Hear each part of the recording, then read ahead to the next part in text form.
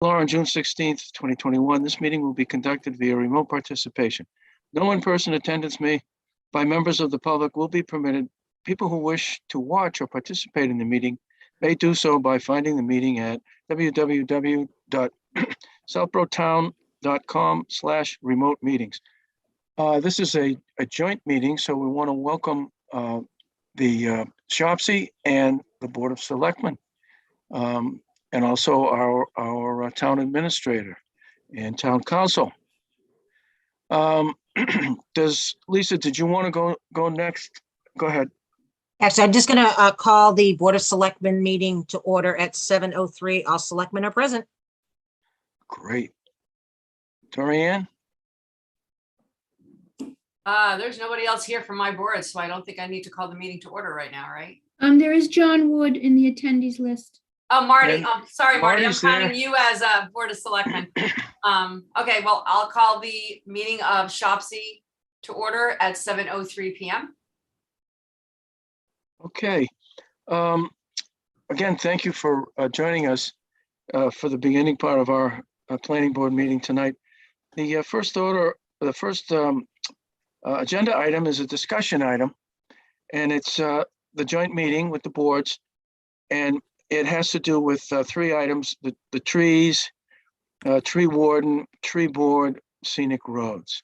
So I'm not sure if actually I'd be surprised if we did come to an agreement, but the purpose of this tonight is to get the discussion started.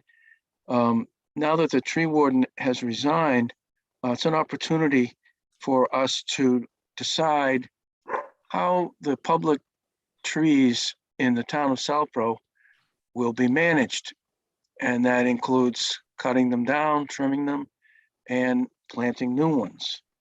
So we, Karina, did you, these talking points, did those just go to me or? They just went to the planning board members. Okay. So what we have here is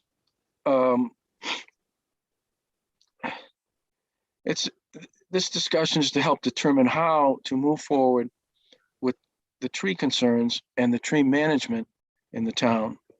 And so we want to look at who should manage the trees and how the public trees would be managed. And I think at our last meeting, we talked about the ways other different towns do it. Some of them have a tree warden, like we have or had, and that tree warden either answers to the select board or DPW or someone else. Other towns have a tree board. Some of them are just advisory, they have no authority. And some of them do have some authorities and require certain credentials to be on the tree board. Probably the number one credential would be a certified arborist. And then who would the tree board answer to? What powers would they have, if any?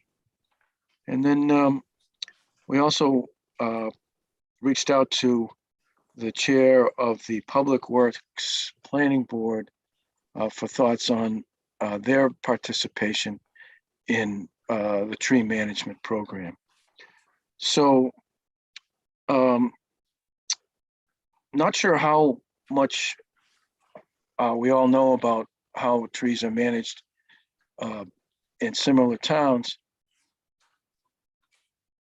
I guess some towns do nothing and then just react to the danger of the trees. But as a tree city town, we are one of the requirements is to either have a tree warden or a tree board or some type of a government entity that manages the tree program.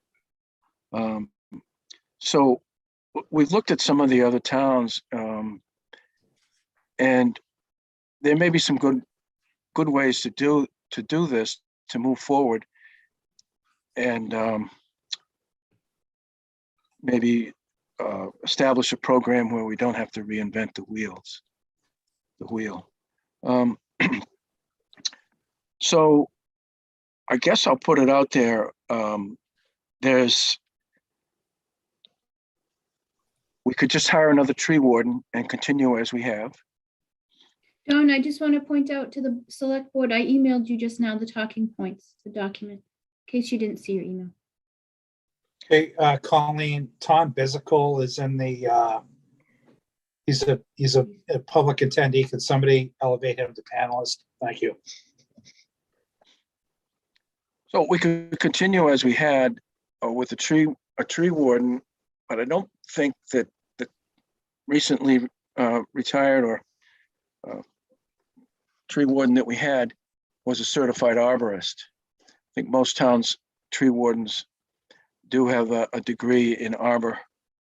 We could go in that direction. We could look at a tree board where it's not all dumped onto one person, which would be the tree warden, and you'd have more than one set of eyes on a tree program or a series of trees or a tree. We could also use a consultant or a blend of these things that we think would best suit the program and the people of the town. So I guess I'll open it up. I'm interested in what other people think and what other programs work. So it might be a little bit too early tonight to make a decision, but at least we'll set this in motion, and hopefully we can all come up with a really good way to manage the trees in the town of Southborough. So anyone want to tune in? Jesse, could you clarify? We don't see Tom Basitko in the attendees, and Eileen, Colleen, you elevated Tim Litt, and he's a public participant. Just to clarify.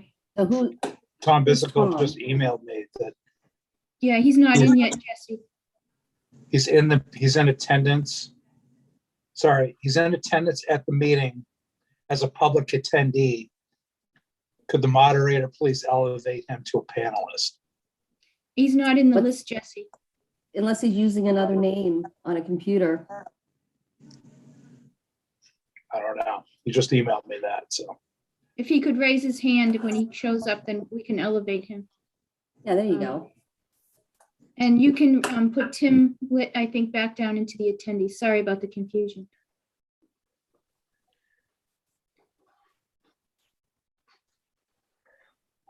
So since the resignation of the tree warden, does anybody know if anything's been done in that direction to either replace him or look into another way to have the trees managed?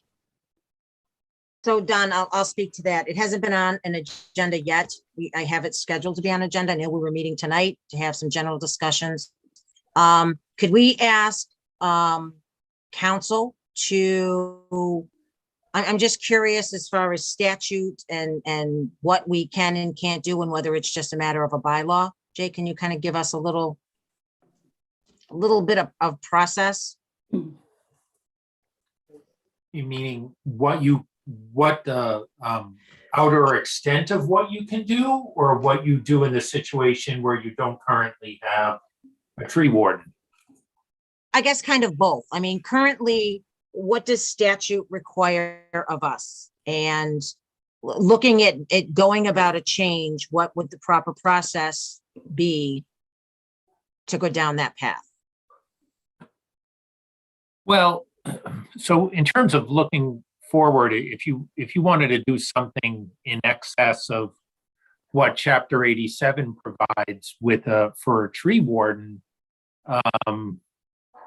then you could certainly do a bylaw. You're allowed to provide more regulation in Chapter 87 if you want, but and that's always possible by a bylaw. You know, how much you want to regulate these things is up to you. I will state just anecdotally that I don't have too many towns that go much beyond what is provided through either the scenic road statute or the shade tree statutes.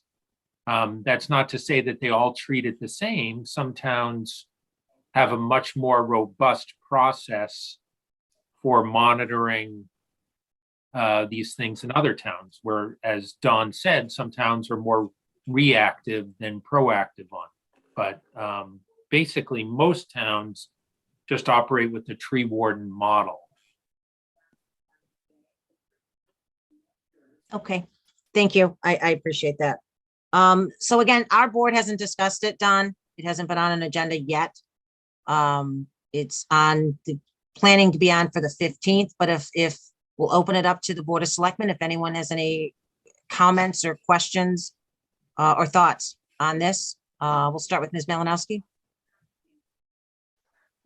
Thank you. I mean, I think one of my concerns about finding somebody to be a tree warden is historically we've had it be a stipend position through the SAP for a current employee. So one of my questions would be, how would we fill that role? And would it still be a stipend position under the selectmen, or would it be, is that even going to be an option, or would it have to be more of a consultant that you would hire as your tree warden as needed? And then I know this is probably getting a little bit ahead, but looking at the proposed bylaw and what would be required of this person, I have some concerns on kind of the amount of work that would be required to fulfill the proposed bylaw.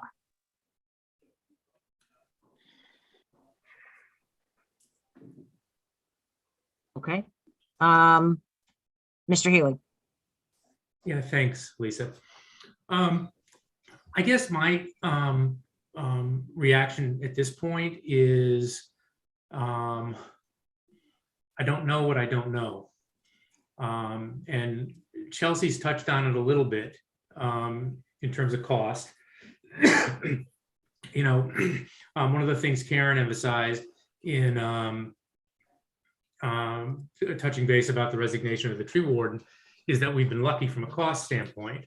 He didn't have the qualifications that are laid out in the statute or regs.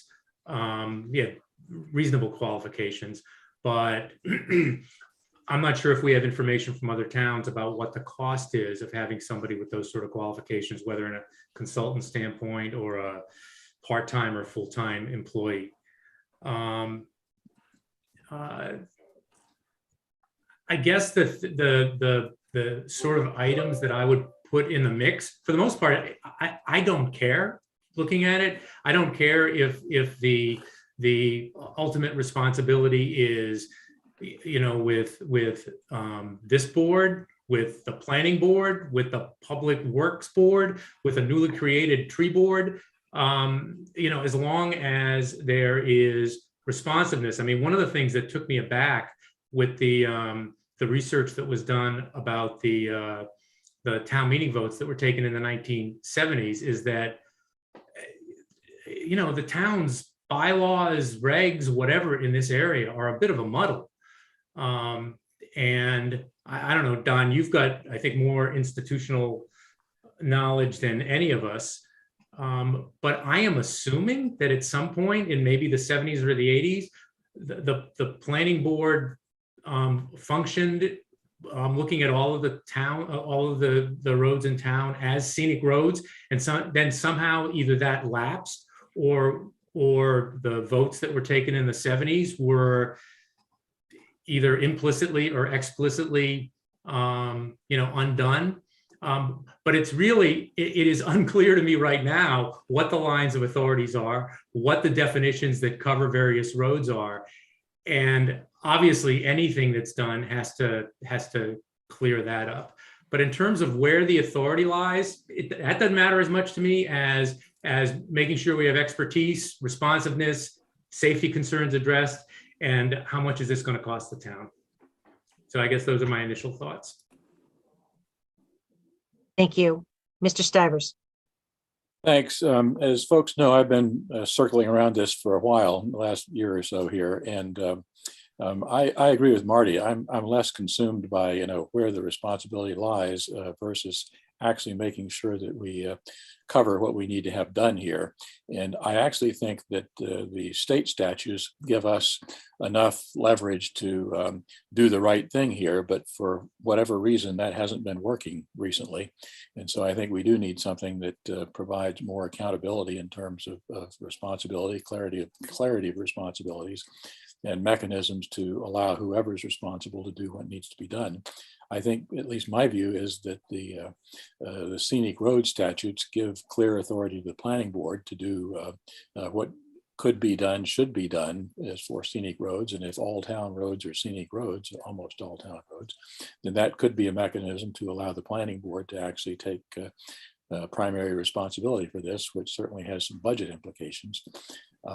I think that, I see sort of the tree bylaw as a sort of a fail-safe option to plug the holes that apparently have existed in terms of the way we've dealt with this historically. I'm not sure in a perfect world we would need that, but apparently we do need something like that given our experience with this. I think from a tree warden standpoint, it's my understanding that when we passed 10,000 population, which we recently did, the requirements for tree warden credentials increased. And it seems to me that we ought to be able to find a consultant kind of relationship out there to fill that role, because it's not that we have, 500 new trees each year that we need to evaluate and check on and assess, et cetera. But once we sort of get the inventory squared away, then I think that it becomes a matter of management from whatever group is responsible to deal with trimming and removal and so on and so forth. So, I mean, I think there are a number of ways that it can be solved, as people are suggesting. But to me, the focus is on finding a structure that actually does protect the trees better than we've been doing, and clarifying who's responsible for what. And maybe we look at a couple of models, maybe you look at other towns and find examples that we can point to and say, here's what we need to do, and move forward. But clearly something needs to be done. So I'm willing to pay a little more for an arborist to actually do the right thing here. That's it for me now. Thanks. Thank you, Sam. Andrew? Thanks. I guess I first have just my comments are more in the nature of questions, maybe to Don. Do you, in your research, have you uncovered a town which has a bylaw that you think should serve as like a model for Southborough? And if so, have you reached out to anyone at that town to find out what their experience is like? Or maybe this is a question that more goes towards someone else, but. Yeah, I would defer to Mrs. Luttrell, but you're talking about a bylaw, and I know Marty brought up the scenic road piece. I think Sam, you did too, which is kind of, it's definitely directly related because it has to do with the trees. But I think the purpose of tonight's agenda item and everything that's being said is definitely what we have to look into or have a better understanding. But the focus tonight is to have us as a town decide how we're going to manage the public trees.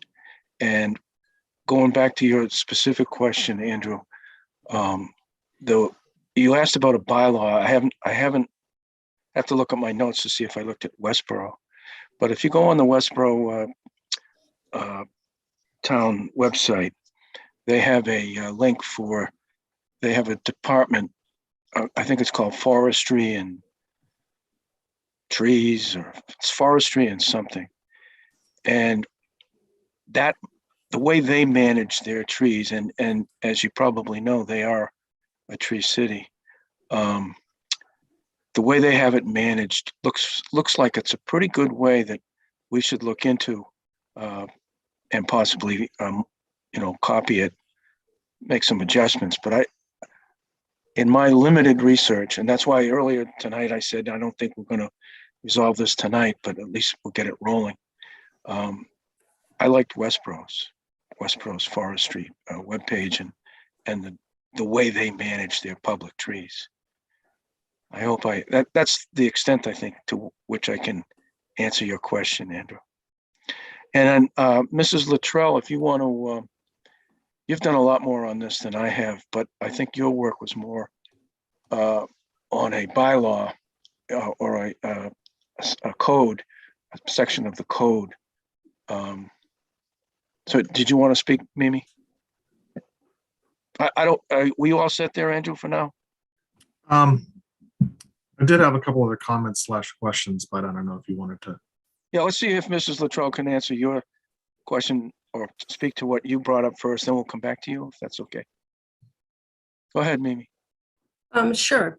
Yes, Andrew, I looked at a lot of other towns and I did a draft bylaw that's based on Provincetown, Grafton, and Cambridge, kind of pulled different pieces together from all three. Did I call the towns to ask? I did not, but maybe I'll put that on my list of things to do. And do you know if those municipalities have a tree board or a tree warden? Tree warden, I believe. Okay. Some of them might have had both. So I will take a look at that. I think the one kind of big picture kind of comment that I might offer here is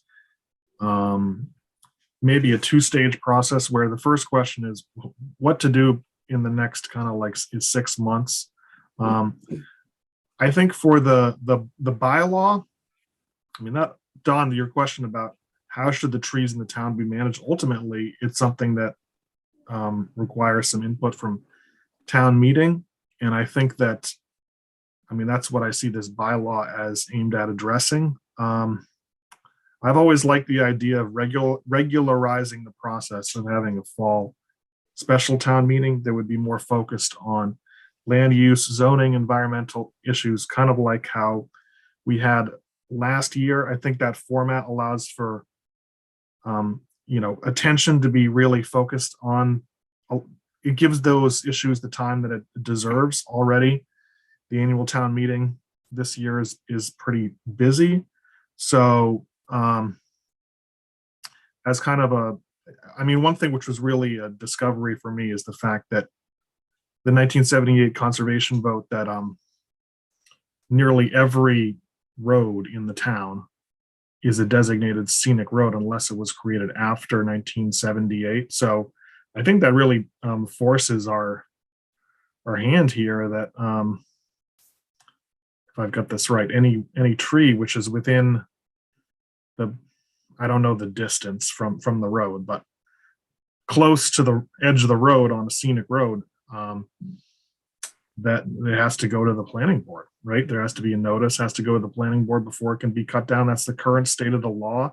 I don't see how everyone can get on board with a comprehensive solution. I think it would be very ambitious to try to solve this by May 4. And as an interim stopgap measure, I think that probably the Board of Selectmen, the select board, needs to appoint a tree warden it's going to cost more money, probably an outside person to manage this process. But I guess that would, under this shade tree statute, does the tree warden also have a role jointly with the planning board in managing? Okay, so you do need to do that.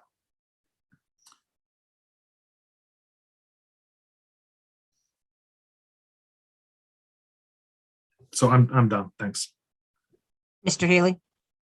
Yeah, here's, and I don't know who did the research back to 1978, but Paul Bunyan.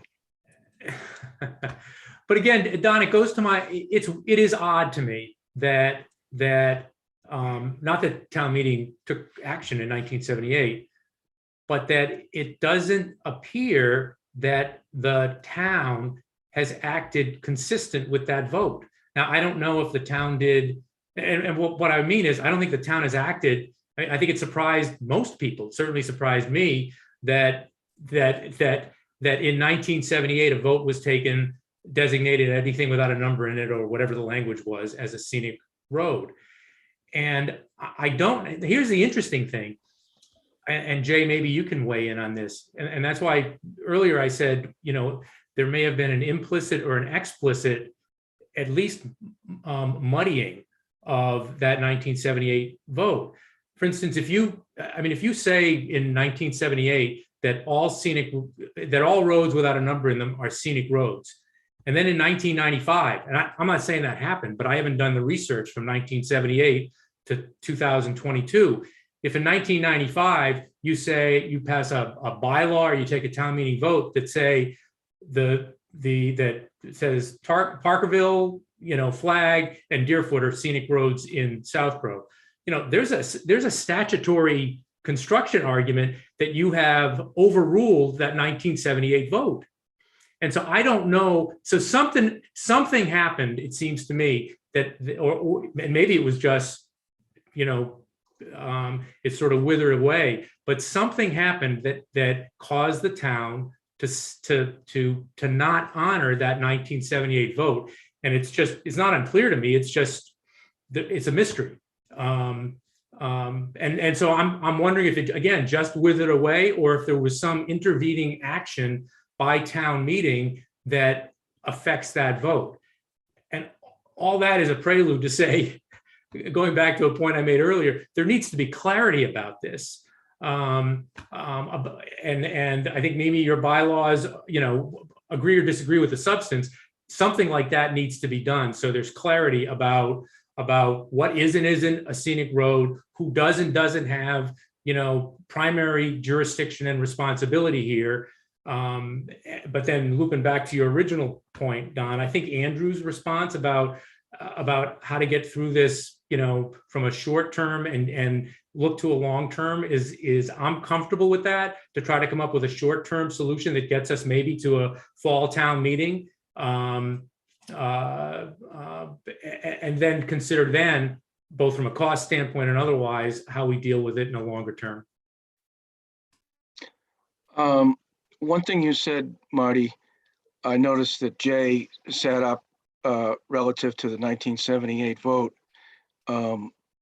Whatever was designated as a scenic road, as a public way that existed in 1978, and the vote carried, designated those roads as of that date as scenic roads. Since then, our research has indicated that there's been at least, and this is unbelievable, 68 new roads in town since 1978 and today. And those are public ways. There's a number of private ways where this doesn't apply. Going back to the scenic road thing, the scenic road piece is the where part of this. Where are the trees that are to be managed? Again, the purpose of tonight's meeting is the how are we going to manage the public trees, and who is going to manage them. And we've heard, would it be the selectmen? Would it be the planning board? Would it be, a tree board? So we have to keep the scenic road piece in mind, but that's the where part. The trees on an existing scenic road are handled one way in this town, and those 68 roads that have trees can be managed a different way, a lower level of management. And that's why the scenic road bylaw draft is before us, so that we can bring those 68 roads up to the level of management that we feel is appropriate. And again, passing the scenic road, we're drifting off of this into the scenic road part, but passing that it just would increase the number of roads that fall under that section of the Massachusetts law. The purpose of tonight's meeting agenda item is how are we going to do it? And it seems I think we've made huge progress because everybody seems to be wanting to develop some type of a program that results in an improved management, an improved program. So that to me is huge. And now we just have to, I guess, do some more homework, find some examples where it works. And as Andrew brought up, dig into and call these other towns, take it to that next level of how much does this great program cost you? And then once we get all those little pieces, we can make an informed decision.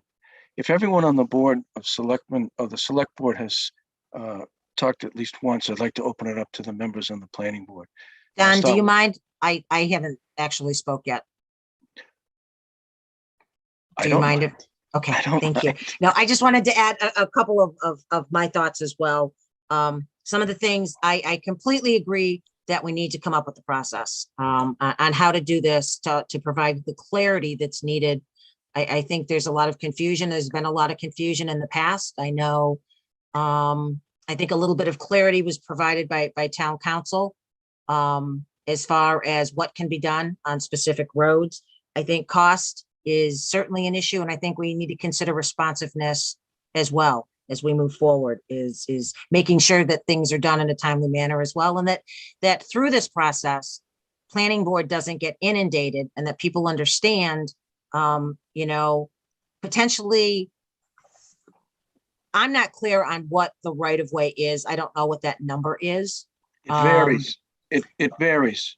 When the old streets were laid out, they had 1 rod, 2 rod, 3 rod roads, and a rod is around, I think, 16 feet.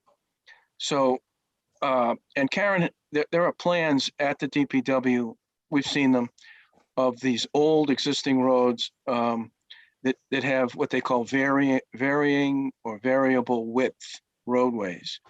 And that's pretty much because when some of these roads were laid out, it was the result of the location of the stone walls for the fields, or where the horses could traverse, not necessarily in a straight line, and it caused all these, country roads. So it's a variable width public way. And as we know, the pavement on some streets, the pavement is the limit of the public way. It's pretty rare. Almost all the roads in town, the pavement is significantly less. So you might have 16 feet of pavement with 5 feet on one side and 4 feet on the other side, or 10 feet before you get to the stone wall or the edge of the public way. It varies. Did I help you with that at all? You did. So that kind of leads me to a point of also through this process, I think there's an educational opportunity as we consider how we want to move forward, and how this affects a homeowner as well, that where is the right of way? So I have trees on the edge of my property by the road. Do I need to come forward to planning board as well? Is this a tree warden? So I think we need to consider all these things as we try to figure out a process. I mean, the last thing I want is planning board inundated with getting a ton of tree hearings all the time. But I think through education, we can certainly address that. I as well am not as concerned about who the tree warden or whomever answers to. I agree with Marty on that. I think it's getting done what needs to be done that's best for the taxpayers and for the town. So I'm certainly would be looking to do some type of process. And I agree, we have homework here. Mimi, thank you for saying what the towns were. I'll certainly go and research them as well. And, hopefully we can work together and come forth with a process that works for everybody. That's Thank it for me. Thank you. Mrs. Luttrell.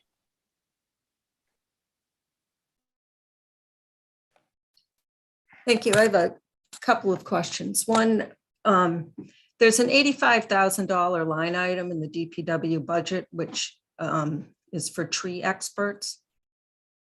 Does anyone know what that is for? So that there may be some funds there. I'm hoping we don't take down $85,000 worth of trees every year. The other thing is that if we push this bylaw till the fall, I would hope we have a moratorium on cutting down public shade trees until the fall town meeting.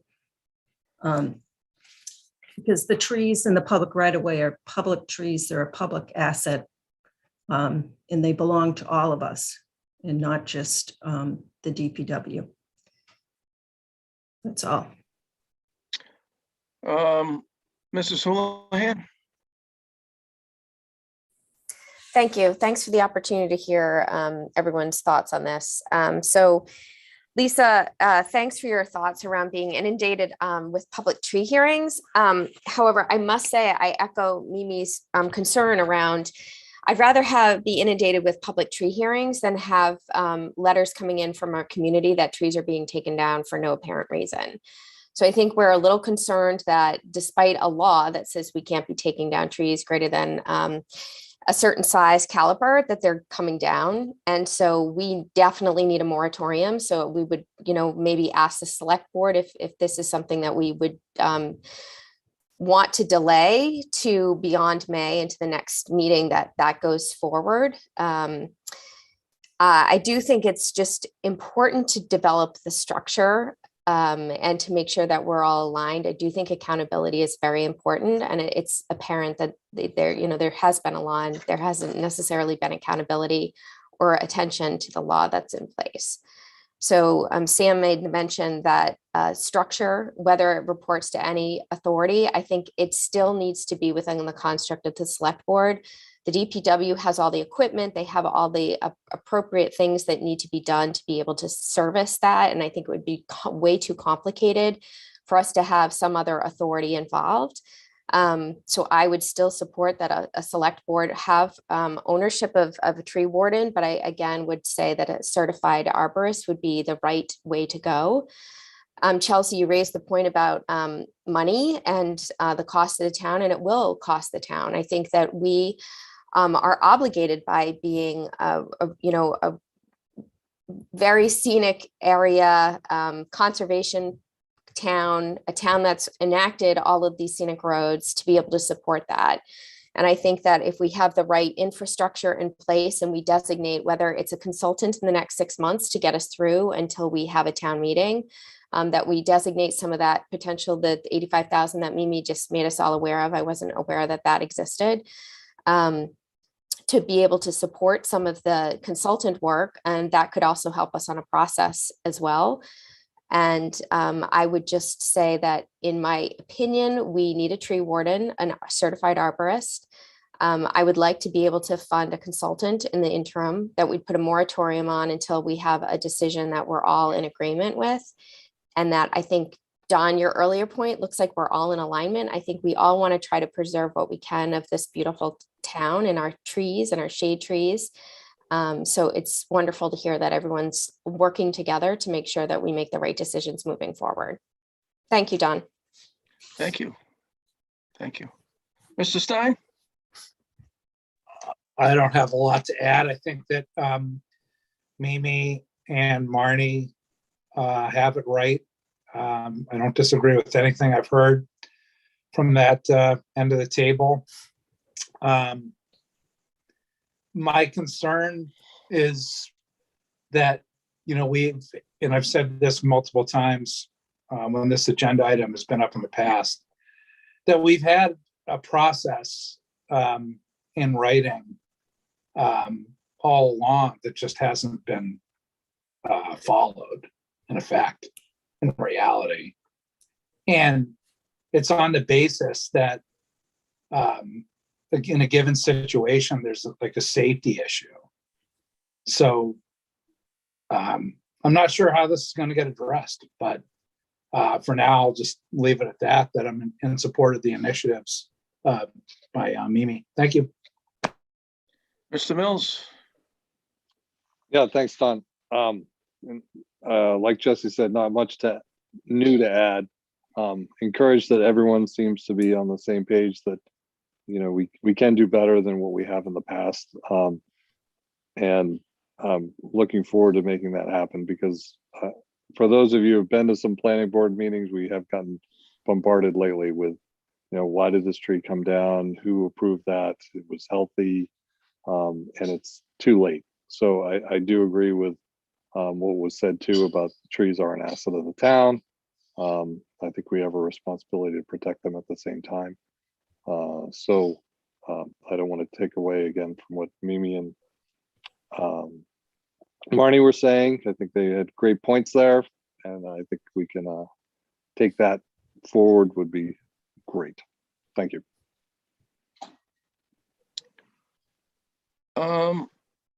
I guess at this point, it might be appropriate to, since we've been talking about trees, to call on Mr. Wood.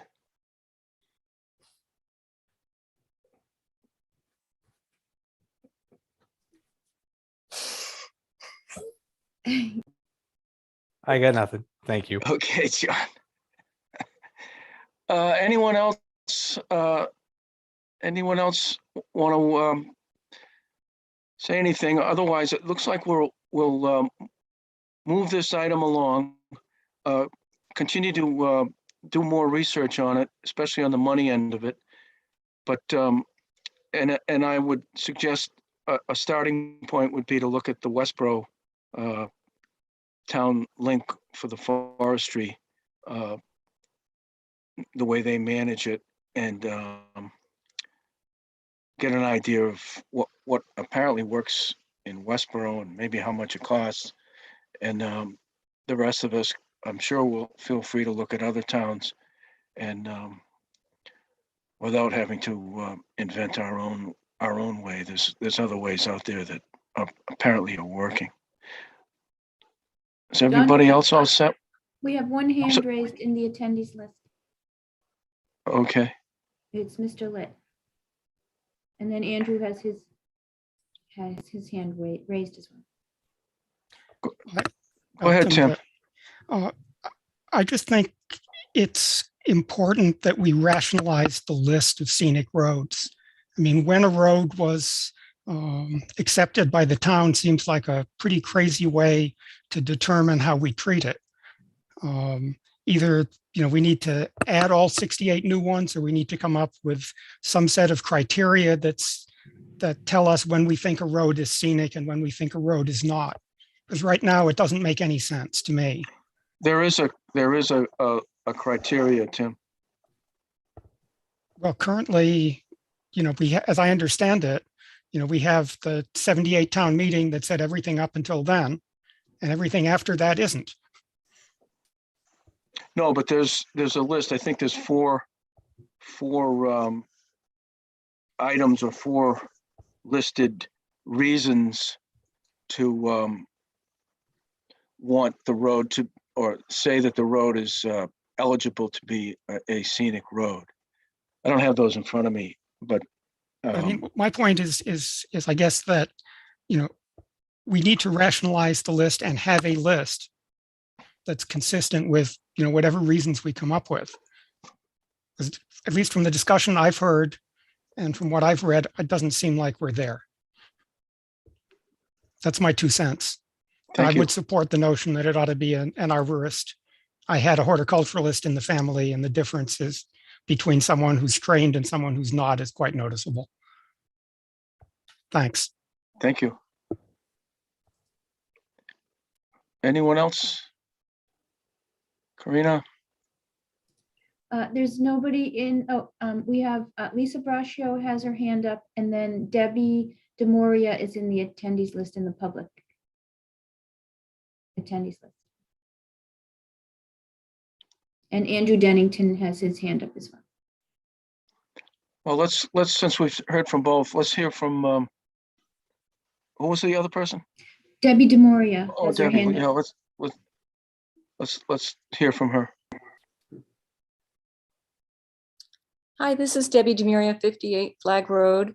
I just wanted to provide a little clarity around what I know on the scenic road. My understanding is that there was a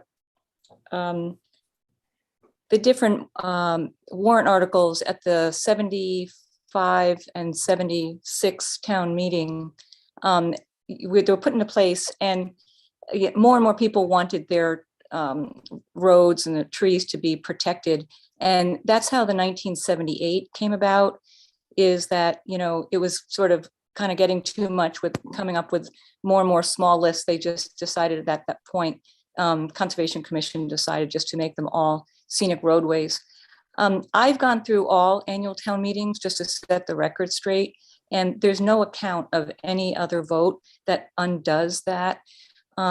So the record stands.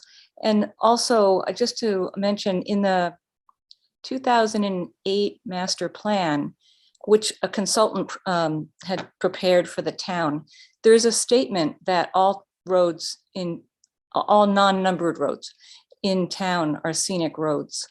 So at least in 2008, we knew that was a fact. What's happened in the last 10 years, I think, is there's been a disregard for the laws around scenic roads.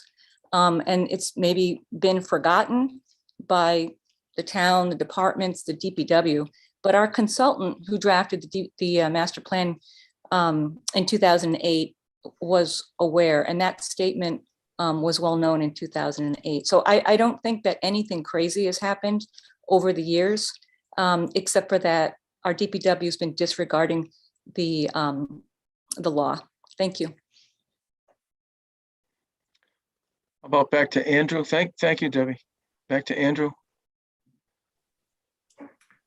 Thanks. So I don't need to unnecessarily prolong the discussion, but I think it's a natural question which comes up on the idea of a moratorium, that if there's a kind of emerging consensus that we're all going to work together to try our best to have a solution at a fall town meeting that makes sense, balances all the different concerns. I mean, I think that a moratorium, the concern I have is just about, let's say that in March, there was a couple of years ago, there was a year in March where you get couple of warm days, the buds on the trees start to swell, and then you get heavy snow, tons of trees come down. So an example of where you get some type of a unusual event that really results in a lot of people want to cut trees, right? And they're on scenic roads. So they're not even necessarily, a emergency or a threat to safety, but my feeling would be you would want to defer to if a homeowner feels that it's unsightly or it is dangerous, I would have a lot of respect for their own view of how they should use their own property. So how would you deal with that? The kind of the time sensitive or maybe emergency tree removal issue that would occur in the moratorium. And my thought would just be that if you simply enforce the existing Shade Tree Act, then all the hearing requests come to the planning board sorts out, the different requests, and that's the way to move forward. That's the issue that would really need to be addressed with a moratorium that just had no exceptions. And again, that we could get into a whole long discussion about that, but that issue is going to come up.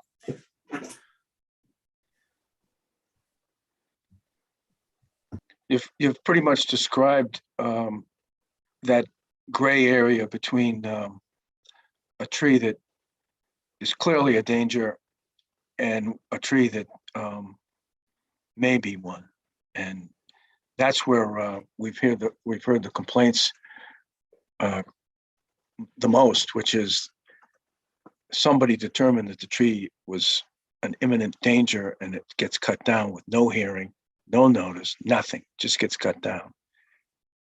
So you've pretty much described a situation that needs to be addressed, as you said. Go ahead, Lisa. Thanks, Don. So my comments were along the same line as Andrew's.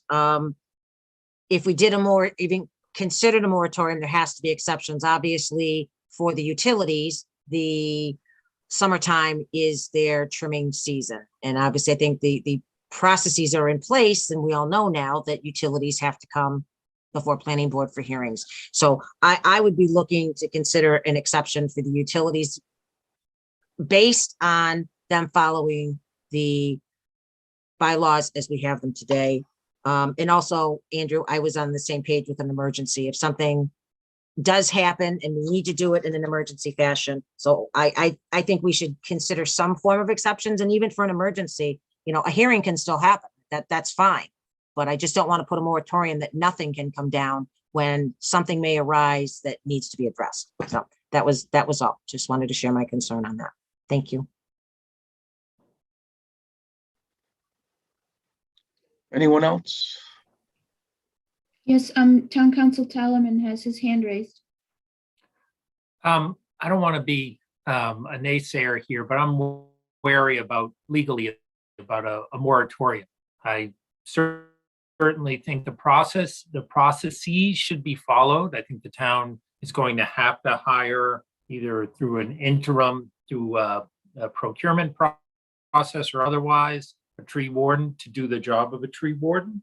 But a moratorium is not such an easy item to put out there when people have a right to apply for certain things under a statute. Moratoria do exist in certain other contexts, zoning, building permit kind of moratoriums, sewer moratoriums exist too, but those are for the purpose of further study to discuss an immediate kind of change or problem, not a failure to implement statutes in the manner that that they exist. I'm a little concerned when we talk about moratoria, that folks with the rights to apply to take down a tree their rights could be adversely affected. So, and they could challenge that. So all moratoria are subject to a certain amount of due process and oversight. They generally come in through a bylaw adoption on their own, although sewer moratoria don't need to do that. So I think there's certainly a good discussion about ensuring that the processes are followed or that additional processes be developed, but I'm not sure a moratoria is your solution.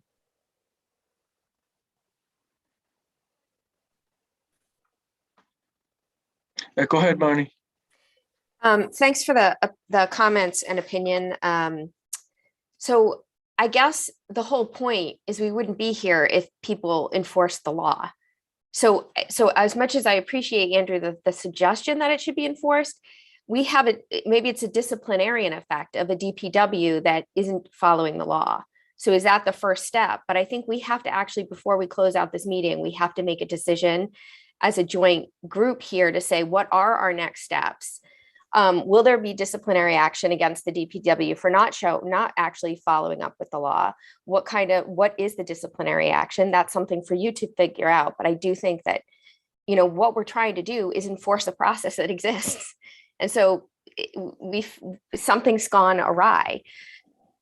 With that, if we can we, on the interim, find a tree warden and hire them through some sort of procurement, as Councilman Tellerman has said, and use that tree warden as the person in the interim until we can actually get the bylaw written. And so agree that we'll hire a consultant to be able to support that and act in that duty of a tree warden and follow the current process until we can actually get a full tree bylaw in and get everything done for the fall town meeting. But I do think we need to make a decision. I would hate to close this meeting, have everyone leave and have something still up in the air. That's my 2 cents.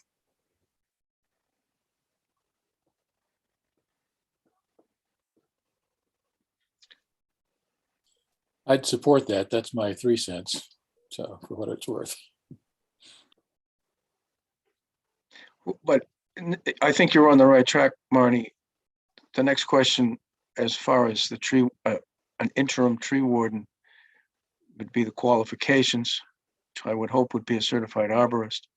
But also, who would that tree warden answer to?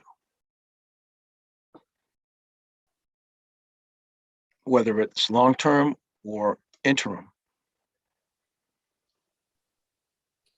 Answering to the DPW may just put us back where we were, or it may solve it temporarily or permanently. But we need to know, if we hire a tree warden, who does that person answer to? And the Don, if tree I warden- may, Yeah, go ahead, Lisa. sorry. I think the way the bylaw is set up is the tree warden answers to the Board of Selectmen. Jay, I'm sorry, Town Council, is that correct? The way that it's currently set up? Am I reading it wrong? You can call me Jay. Ultimately the source of ultimate authority is the select board already. The fact that the day-to-day supervision of the tree warden's activities might necessarily involve the DPW, because they're the ones that are often charged with doing tree work, is it's just kind of a circumstance. But the select board's the appointing authority already. So ultimately the select board control discipline, hiring, dismissal, procurement, retention, all of those things over the tree warden now. So the fact that for practical reasons that role existed within a DPW framework doesn't change that. So I guess that answers the question short term until we decide on a path and a process. Yeah, I'll add too that, the statute, chapter 41, section 106, is the statute that says when you go over 10,000 people, you're supposed to have someone with suitable training. Doesn't say what that suitable training is. There's a somewhat accepted set of guidelines by the Tree Wardens Association that suggests, not requires, suggests at least an associate degree or similar degree in forestry or arborists, or as an arborist, and then additional qualifications if applicable. So that's why outsourcing it can be valuable, unless someone wants to take that on in a more limited way, or get the training from the position that they already have. It's not always that easy, and I certainly represent a lot of towns over 10,000 people who have tree wardens that don't have such a degree, but they might have equivalent experience, and those towns also use arborists on contracts. And I think there was some mention previous of a fund to help assist with that. So there is some backstop there too, but might be worthwhile at least thinking as a select board as to what you're looking for in your next tree warden, or the process to utilize tree warden services. Go ahead, Marty. Yeah, I guess this is just from a timing standpoint. I mean, I agree with Jay that the idea of a moratorium raises more problems than it solves. And Lisa, correct me if I'm wrong, but you said your plan before tonight was to have this on our March 15 agenda.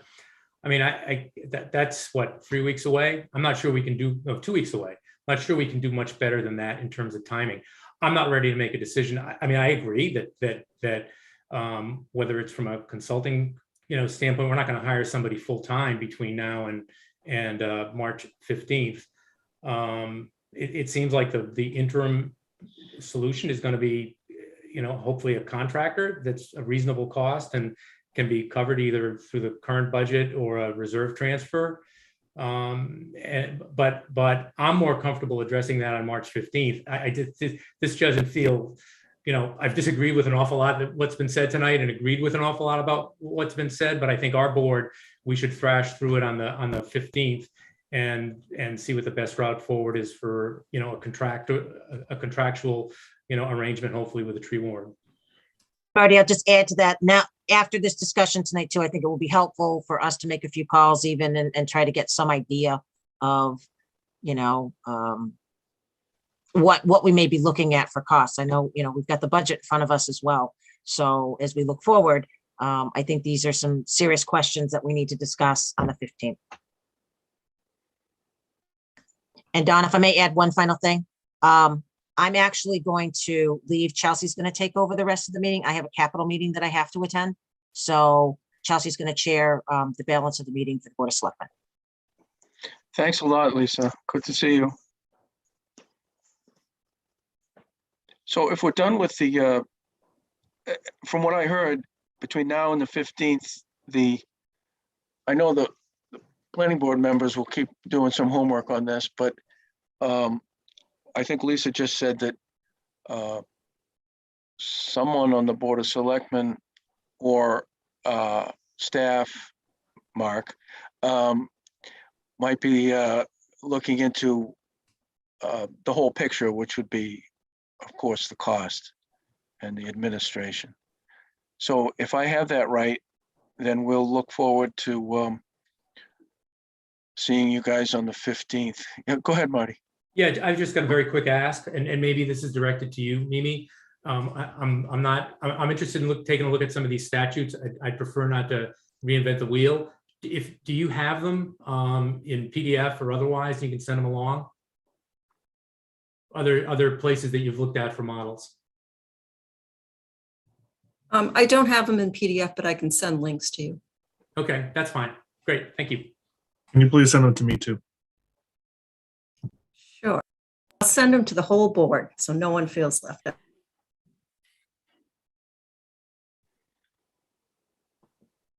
Okay, so we'll look forward to the 15th. I'm sure there'll be discussions between the town planner and the town administrator as to whether or not it's appropriate for the planning board to join your meeting. See how much progress we make between now and then. I want to thank you all for that discussion. The next item within this joint meeting is the Mbta communities. So Karina, we'll start with you, I guess, and you can set the table for the discussion.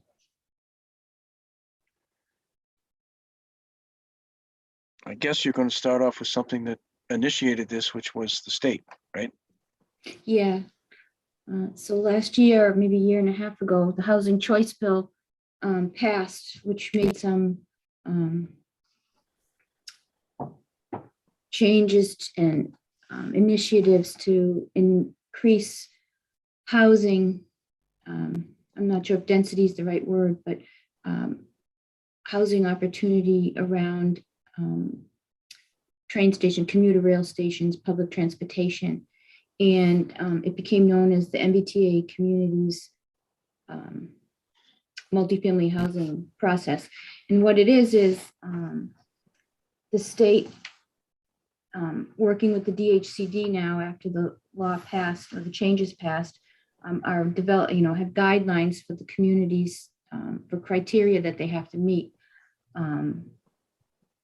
As you know, Southborough is a commuter rail community with the train station down on Southville Road. And that being said, in order to maintain ability to receive certain types of funding like Mass Works, possibly the one-stop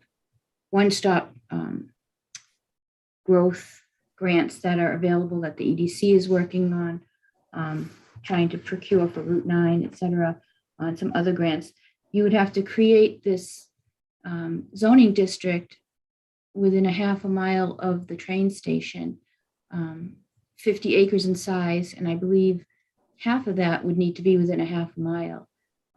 So as you're aware, the train station is surrounded by, first of all, it's on the town line, surrounded by protected resources, wetlands, river. It's pretty much built out. So all these things lend itself to difficulty in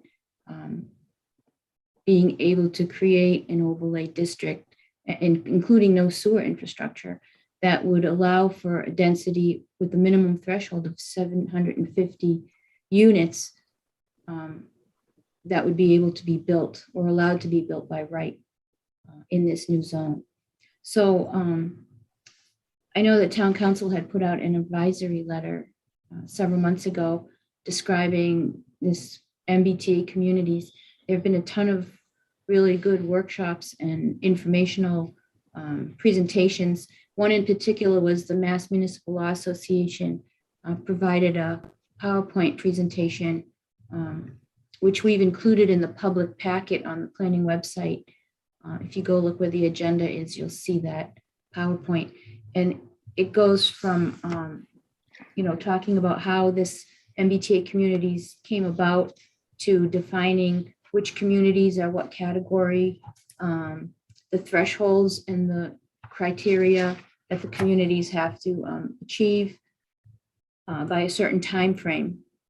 And again, the town doesn't have to do this, but if they want to have the benefit of particular grants, then they would need to proceed with getting this district adopted at a town meeting. That's pretty much it in a nutshell. The PowerPoint presentation that is in the public packet on the planning board website next to the agenda, if you haven't looked at it yet, it's a really great resource. It explains everything, so I highly recommend that anybody who hasn't to go through those pages. So that's about it. The question is, how does Southborough approach this initiative? Does the town want to, actively try and meet that standard, or on the other end of the spectrum, not want to deal with it and just go along the way they've been going on? There are some who think that, having density by right in certain parts of town may impact the characteristics of the town, the rural community, et cetera. And then there are people who believe that, higher density housing is something that's needed. There is not a specified affordable housing component within this. It's more purely a density requirement.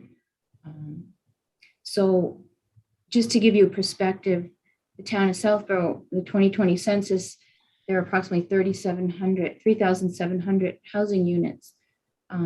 750 units, which is the minimum required to be allowed by right when you create this district, represents 20% of the housing stock.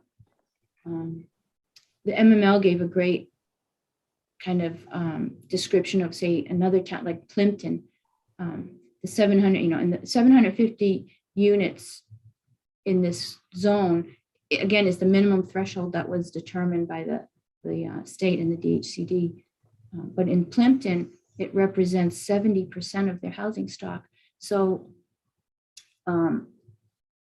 taking it down this path, because several communities are preparing letters with their concerns about the specific one-size-fits-all criteria of this initiative, which to them doesn't make sense, because for some places it works and for others it's totally out of proportion. So the MMLA, during the workshop, they put out a sample letter that the town of Midway is providing and working on a draft to provide the DHCD with comments on this initiative. The MMLA, the Mass Municipal Law Association, is also culminating a letter and has reached out and said if other communities want to participate, they can send their concerns to them as well, and they would include them in their letter to the state with their concerns about this initiative. That being said, at the end of this PowerPoint presentation that I've included in the public packet, there's a timeline of events that need to happen that, well, they don't need to happen, but if you're going to participate, and one of the first thresholds is that if you want interim compliance, that there's an online form that needs to be completed, as well as some other criteria by May 2nd, I believe. And again, it's details something to effect that this has to be discussed by the Board of Selectmen. This form has to be filled out, and then the state will give you interim compliance until, 2024, 2023, 2024. But the bigger question is, SHOPC, and they're here tonight in the joint meeting, particularly for this topic. SHOPC has been talking about this housing choice bill and effects as they've been looking at 21 Highland Street, South Union School, and the feasibility of making that into affordable housing.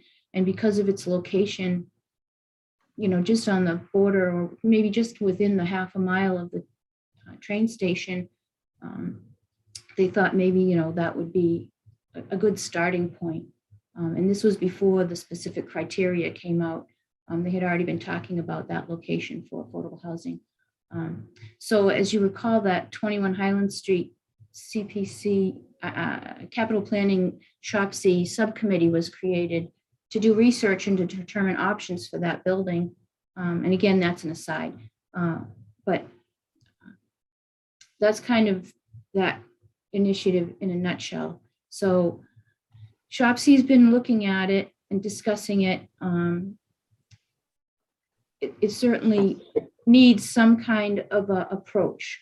Who's going to spearhead this and make sure that the tasks that have to be done take place? So that's where we're at. We're trying to brainstorm on the best way to approach this requirement or this initiative. Karina, one other thing, the letter from the conservation agent. Yes. So did you send that out to everyone? Did she send that out to everyone? I sent it out to the planning board. I thought I sent it out to SHOPC as well. Do you recall seeing an email that had Melissa Danza's comments and a map from me? If not, I can send it out quickly. Make sure that Mark gets it too. Okay. So let's move. Did you want to go next, Dorian? No, I mean, Karina summed it up. We have some serious concerns about the criteria that the state's mandating for the town of Southborough. We have infrastructure concerns. The density would change the character of the town.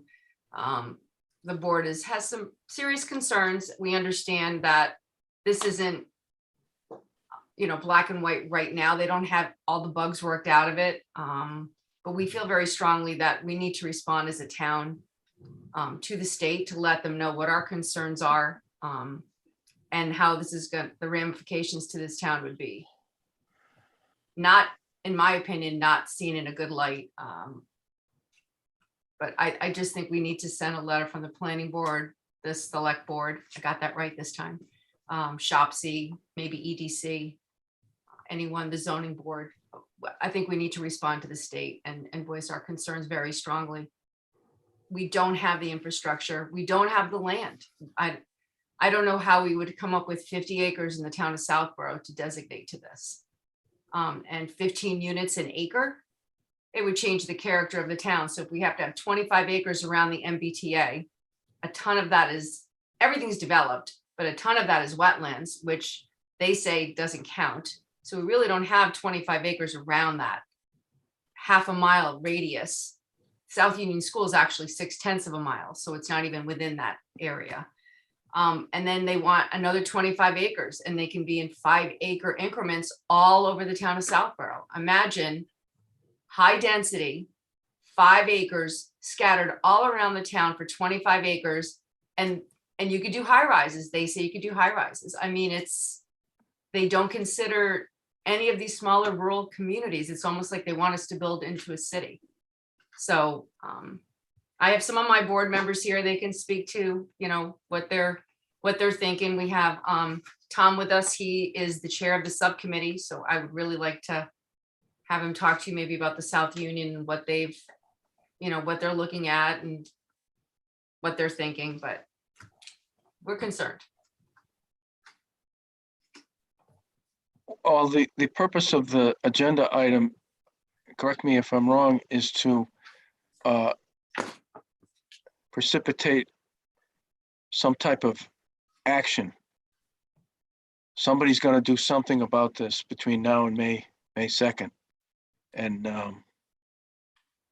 if the South Union discussion about that will lead us there, that's fine. But otherwise, I think the focus is on who's going to do what, if anything. I think we need to start with the letter to the state. And I'm happy to start writing it and then hand it off to someone else to change it and alter it. But we definitely need to do some type of a response to let them know the ramifications to the town of Southborough and how this is going to impact us. I mean, there's no funding for any of this stuff, the infrastructure that would be needed. There's no state funding. They don't speak about any of that.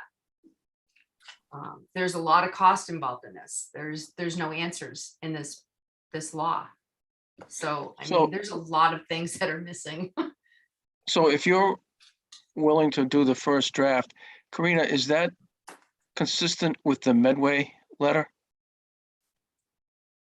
What do you mean by consistent? Well, the purpose of the Midway letter is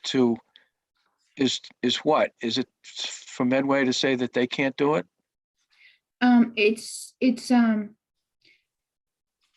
kind of outlining the various issues and concerns they have and impacts and how they feel. Like I said, it's not a one size fits all. So yes, it's an explanation of the problems that they're encountering as they think about moving forward with this initiative and how it is problematic for the town to make it happen. Chime in with a couple of quick big picture thoughts on this, if I could. Yes. I think I want to just kind of change the sort of paradigm of thinking about this a little bit.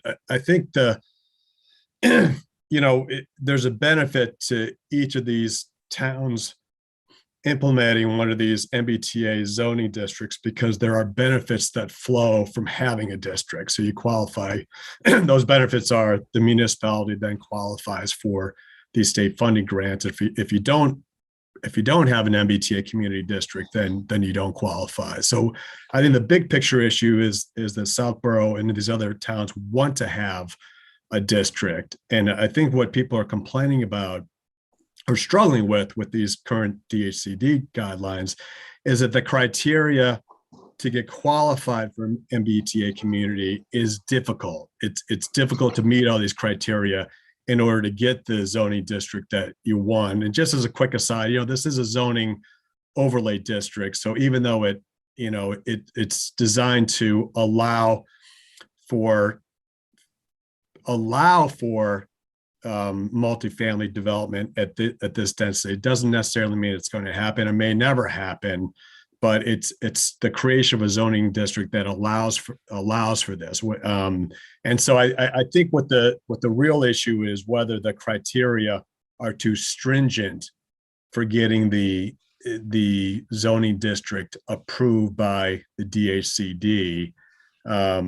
I think everyone would like to have it, and everyone would like the criteria to be less so that we can get the district without having to jump through 20 hoops. I think that's just my 2 cents on trying to sort of reframe what I think we're trying to accomplish with this MBTA community issue.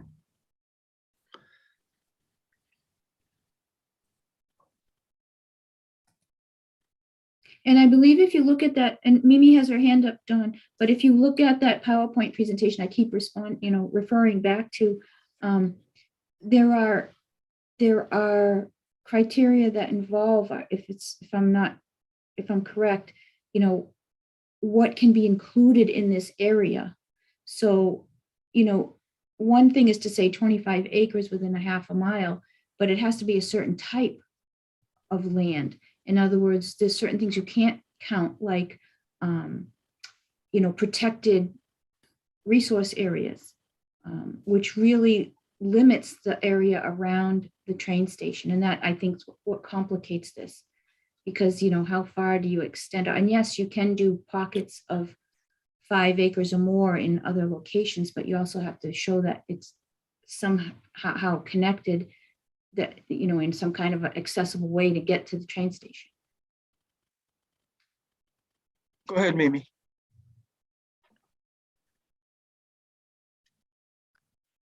And I did Thank forward you. everyone that email just now for the conservation agents comments. If you didn't get it, let me know. I'll forward it to you. I didn't send it to Jay. I'll send it to him. So comments have to be into the state by March 31st. And I think that, and I'd be happy to help you write a letter, Dorian. Southborough has, you know, many disadvantages here. First of all, is that our train station is on the town line, and when figuring out the 50 acres, the explanation was that they did a circle, a half-mile radius around the train station, and that's 500 acres. And so the 50 acres would only be 10% of that. However, we only have 250 acres in Southborough that we're in control of. And Hopkinton, as an adjacent community, is also obligated to have 50 acres, 750 units of housing. So I would think, since it's on the line, that the two towns should share the obligation instead of doubling the obligation. Towns that have, you know, several stops in their towns, they don't have to have a 50 acre zone on each stop. They get to split it up. So I would think that we would be able to share it, first of all. Second of all, as mentioned, there's no affordability in the legislation at all. And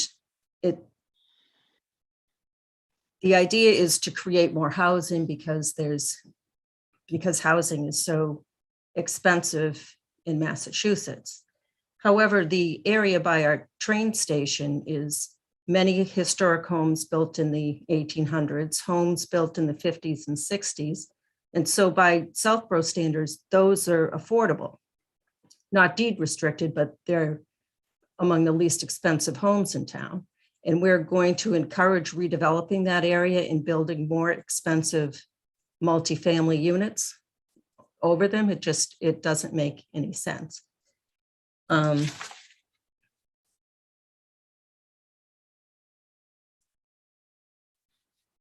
Yeah, and as mentioned, only so 25 acres needs to be down there, but you have to prove in the plan that you can build those 750 units. And I don't think you can with that it's already developed in small lots. So that's the first thing that the town need. If we want to comment to the state, it has to be there by March 31st. The other question is, you know, what funds do we get from MassWorks and one-stop grants? Do the benefits of those funds outweigh the drawbacks of what this zone would do to the town? Those are my comments. I can clarify that I believe MAPC put out a chart of the communities in our region, maybe 7 or 8 in a list in an email, and I posted that on the Dropbox, showing what grants have been obtained by those communities. And the 2 grants that they did have in that list was the MassWorks, and there was a housing grant thing. Southborough had not received grants in those 2 categories, correct? And I can forward that to anyone who would like to see that. Anyone else? Yes, go ahead, Marty. Yeah, I guess while conceptually I don't disagree with a lot of what's been said, the purpose of this legislation, it's not by accident. And I just think that towns like Southborough have to tread carefully, and that our reaction to the legislation and the regs can't simply be no, or we're different, or it's going to ruin our town. This legislation was passed with a specific intent. And I just think that Southborough, as well as a lot of other towns, have to realize that potentially, if we're just going to, plant a stake in the ground and say, no, this will ruin the way we perceive ourselves, we're going to get pummeled. We're going to get pummeled by state regulations, state agencies, lack of grants. I just think we need to be a lot more creative in figuring out how to address what this state legislation it's passed. And one of our state senators is one of the biggest proponents of this sort of an approach. We don't have a state rep right now. We will, once the fall rolls around, but we're swimming against the tide here that the state wants more density around commuter rail and other transportation hubs. That's not going to change. And so rather than, as I said, plant a stake in the ground, I think we got to point our energies more to figuring out how we address what the state is trying to accomplish, rather than simply being naysayers. Sam, you got your hand up? Yeah, thanks. To follow on Marty's point, I attended a Mass Municipal Association workshop early this month, and there was a presentation by some folks from DHCD about this. And I was struck by how unsympathetic they were to efforts to somehow get around this. And the message was extraordinarily clear. I thought that the law is the law and you folks have to figure out how to deal with it, which in some ways is disappointing, but I think Marty makes a good point that it's clear what the state was intending to do with this. So again, I don't think we can count on much relief from the state or writing letters to people in state government.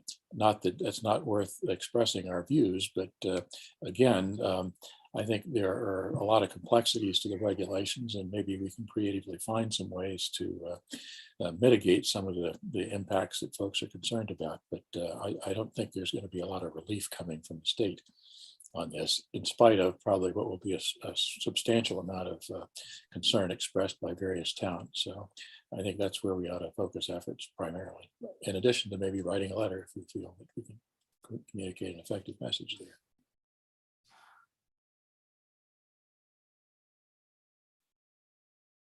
I just want to point out that, that when you determine the zoning district and the unit capacity within that district, there's discussion about the estimate must take into account for each parcel certain types of criteria.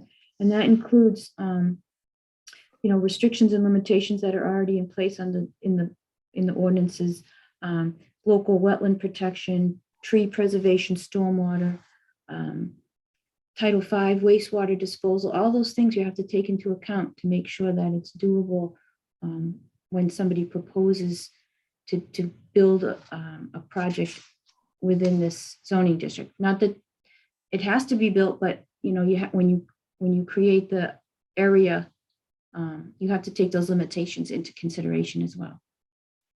And when Southborough doesn't have public sewer, and there's a lot of wetlands in that area, I'm just saying, you can't forget those things because it expands the area of the zone, because those, if it's my understanding, those parts you can't count. It has to actually be something that someone could build there if they propose to.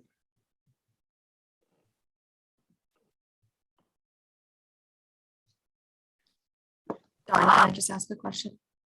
Yeah, go ahead, Chelsea. So Karina, I just took a quick look at the information that Melissa had sent over. And looking at the map, is there a way to actually calculate the acreage related to the wetlands and flood zone open space in that map, and kind of take what Mimi was talking about with the kind of the half circle versus the full circle around the station, and then figure out what really the acreage that is that Southborough has around that either has a house on it or is an open parcel to be built on. Yeah, it can be done. It's a little bit lengthy. I know that as part of SHOPC meetings that Sarah Hecker, who's been assisting on this topic, developed some draft boundaries in discussions with SHOPC, Okay. showing the limits of that proposed area. The GIS mapping we have does have features where you can draw boundaries and determine areas, that in conjunction with assessors mapping. But yeah, I think there's a capability to do that. Just Okay, takes that might a be little time. helpful to know.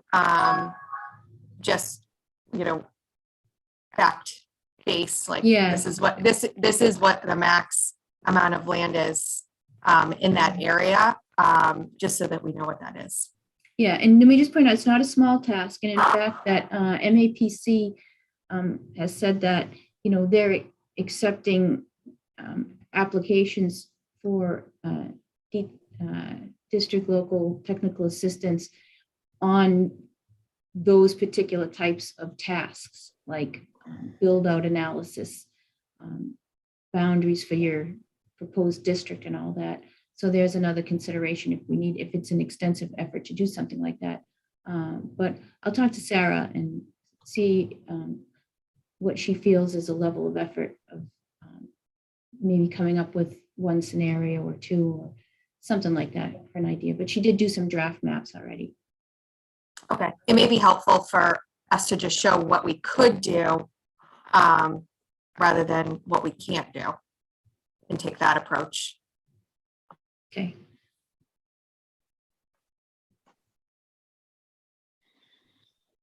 Anyone else want to speak to this? Tom has his hand up. Oh, okay, Tom. Just a really quick point to follow up on Chelsea's point there. I think if you do go through the exercise, I don't think you should exclude land where there's already a house on that. I think any land that does have a house should be included within the developable area of the zoning district that we would be exploring. That doesn't mean that the houses there need to be blown up and replaced immediately with multifamily housing. It's just a matter of that's not part of in the DHCD criteria. It excludes wetlands and other developability limitations. But I don't. But properties with houses and buildings already on them do not, or should be included within the district that's developable. Just a clarification on that. Yeah, and I want to point out that it may not be a minor task to do that.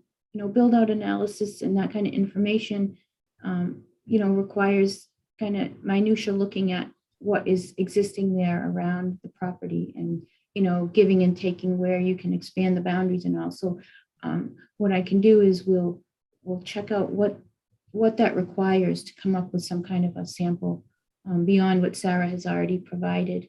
And then, we'll take it from there, see what we can do. Because sometimes the thought process is, we can just spin up a map and get a boundary out there, but it's not always that simple. The capability is there, but the level of effort may be more extensive than what it warrants, especially if it's decided that if the town moves forward with this, do you hire a consultant to help get you through the process, a specialist, or apply for a grant from MAPC in order for them to assist as well.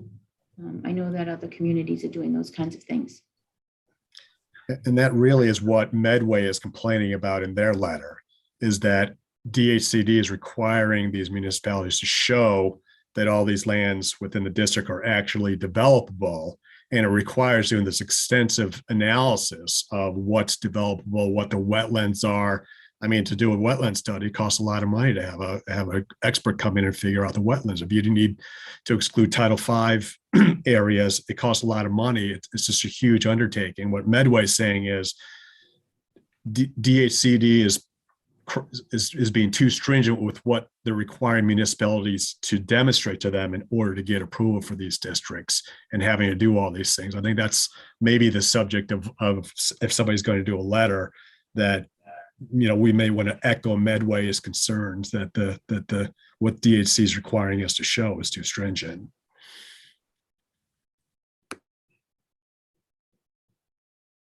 Go ahead, Mimi.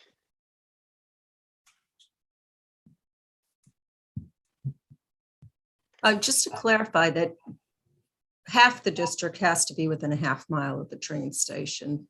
The rest of it can be anywhere else. So there may be some land on Route 9 that we could do a mixed use district in that would comply. So we don't just have to look, but it would take a lot of the pressure off if we only had to do 25 acres instead of 50. Go ahead, Andrew. Yeah, Colleen, it looks like in the attendees, there's Alexander Frisch. Looks like he's a shop C member. Can you move them over? They got their hands raised.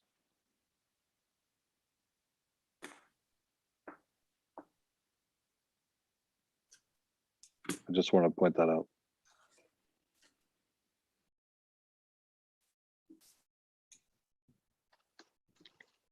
Go ahead, Alexander.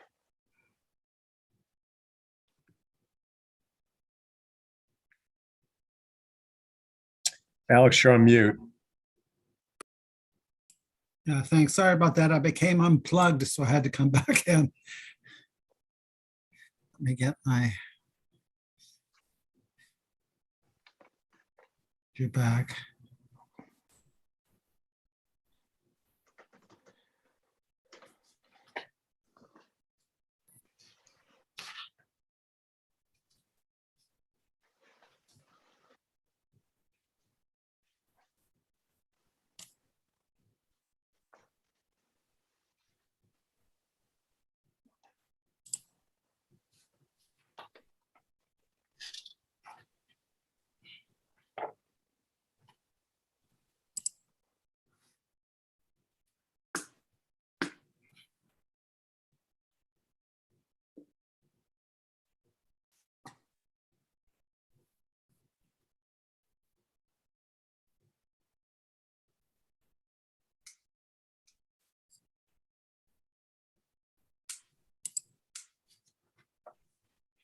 Don, while we're waiting for Alex, can I ask a question?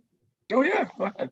Mimi, do we know how far the Hopkinton State Park is from that half-mile radius on the Hopkinton side of the tracks?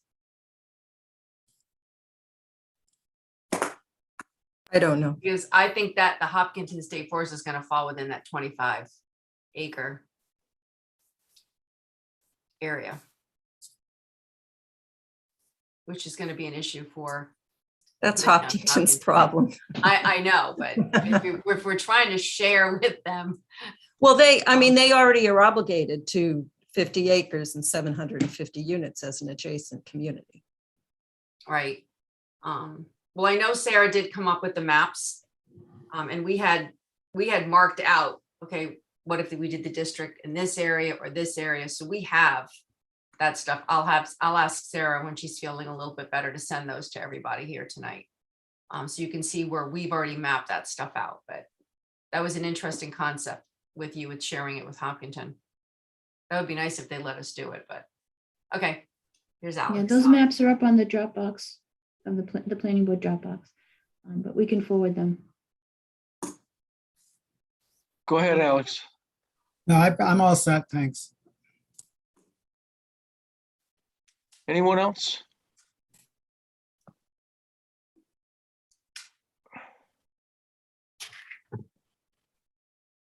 So Don, I think I just wanted to say one thing that we wanted to get out of this meeting was a direction of like kind of jurisdiction and input. Like who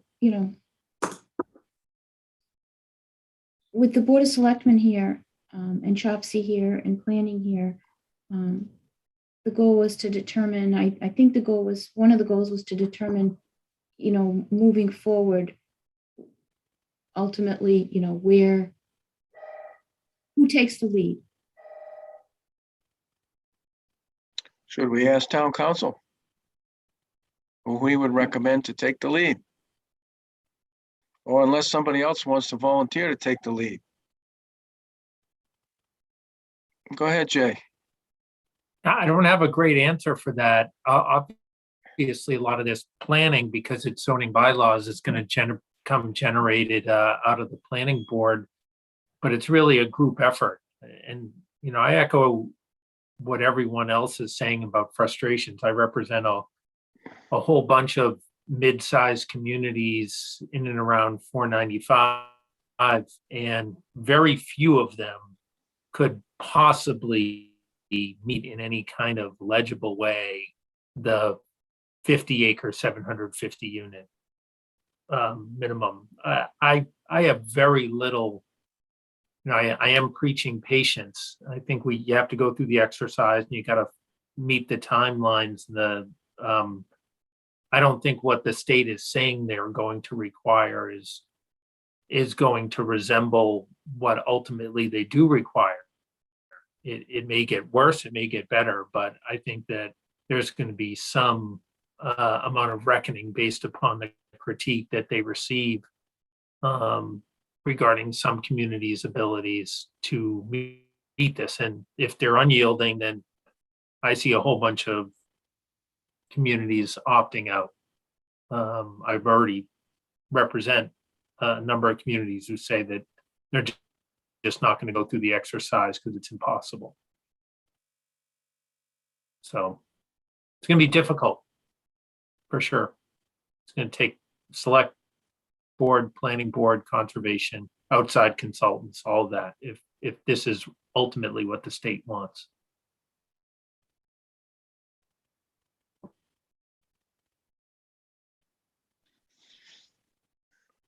Dorian, you volunteered to do a first draft, I did.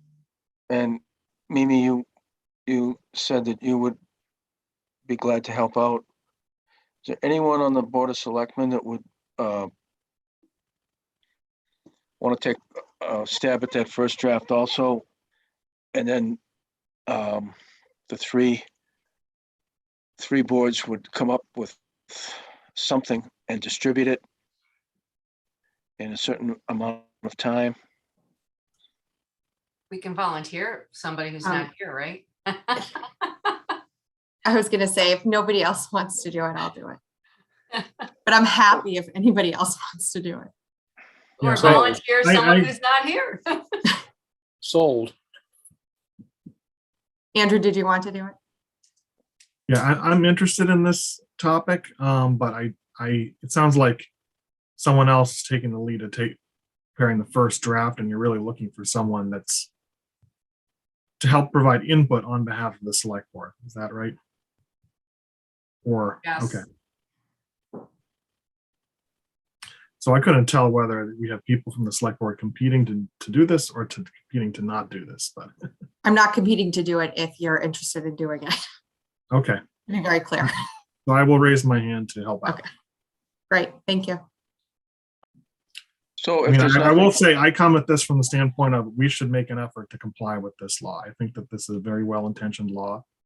I broadly support what the state law is trying to do. So after listening to discussion, I don't think we're going to get much sympathy if we just, our initial standpoint is, nope, this doesn't work for us. We'd rather not. We'd rather turn down all the money, particularly given all sorts of other things that are going on. So that's but I think that I've been listening to concerns, a lot of them are very practical, particularly in, the location of where our train station is, where I'm on board with trying to convince the state to show us some flexibility.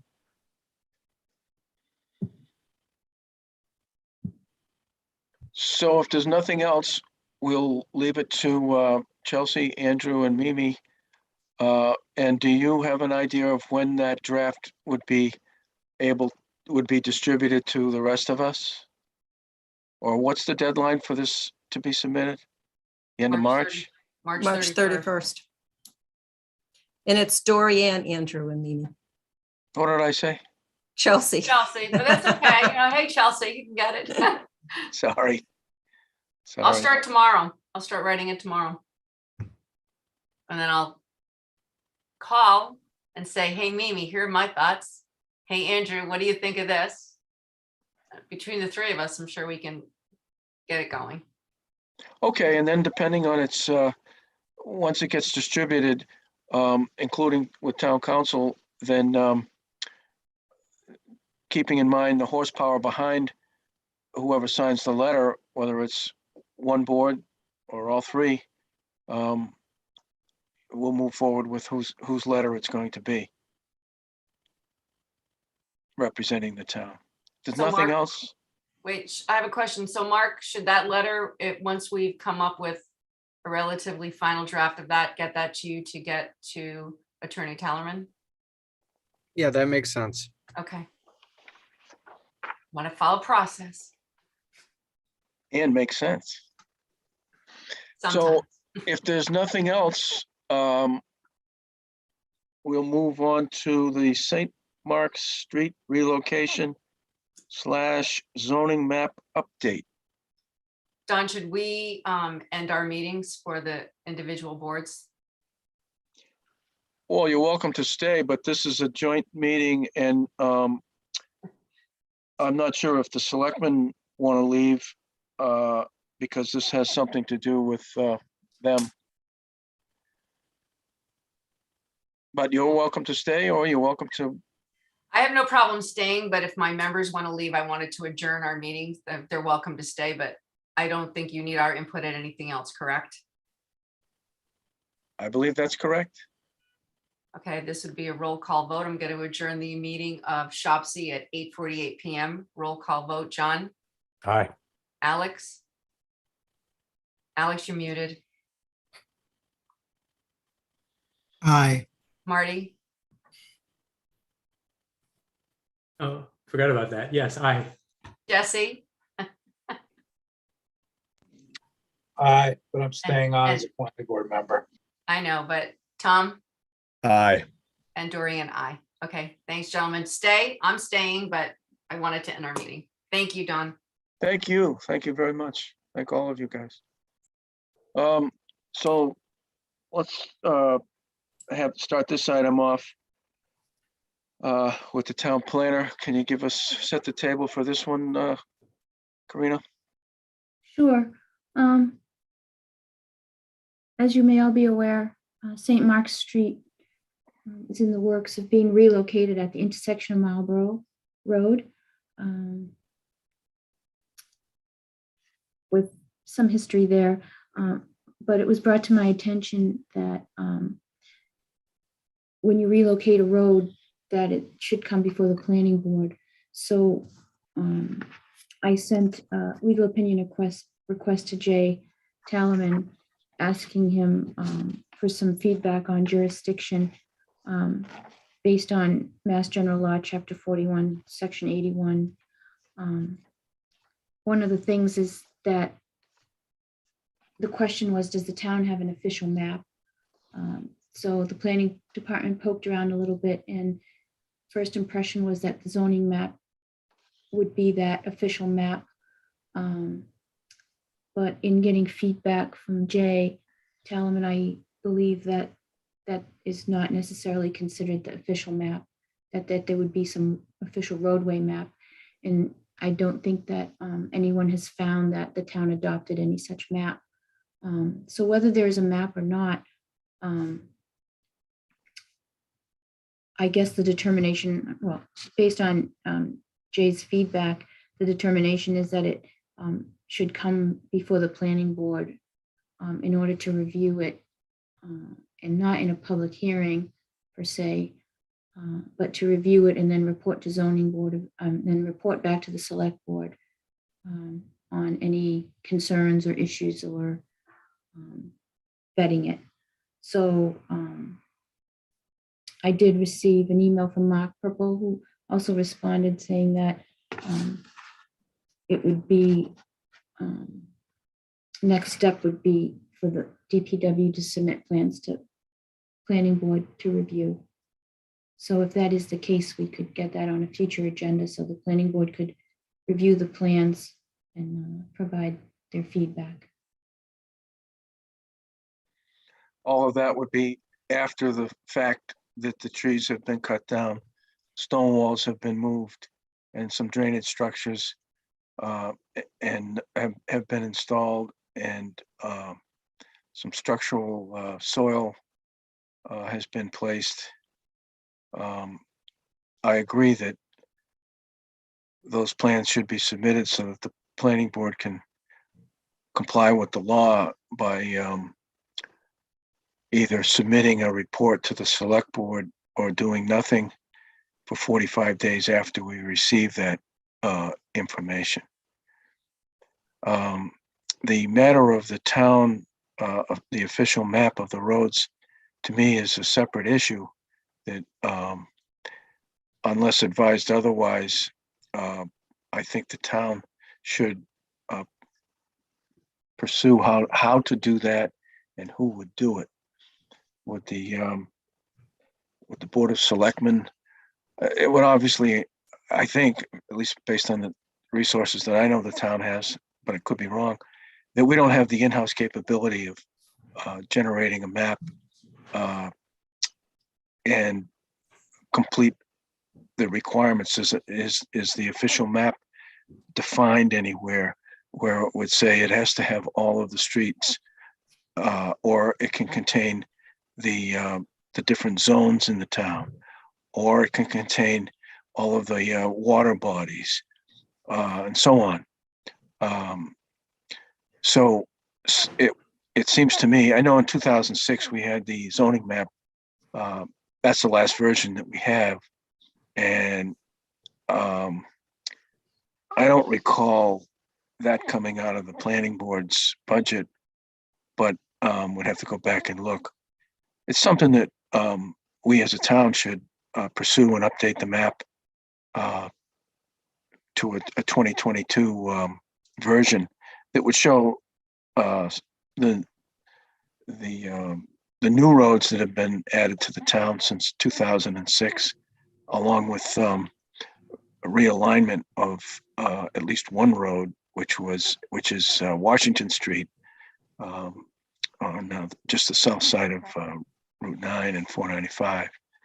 So that's a separate action, I think, that we should pursue and get, and the goal would be to have an updated official town map for that complies with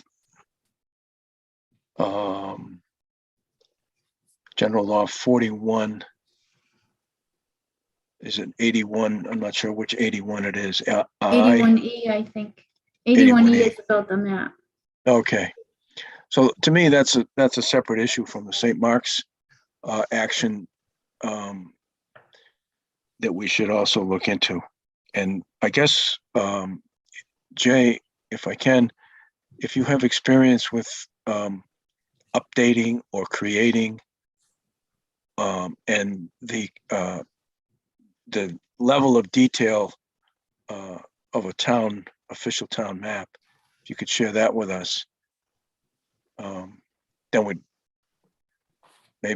might help us determine the level of effort that we need to get to that point. It's actually not particularly common for a community of your size to have an official roadmap under 81E. We don't run into it very often.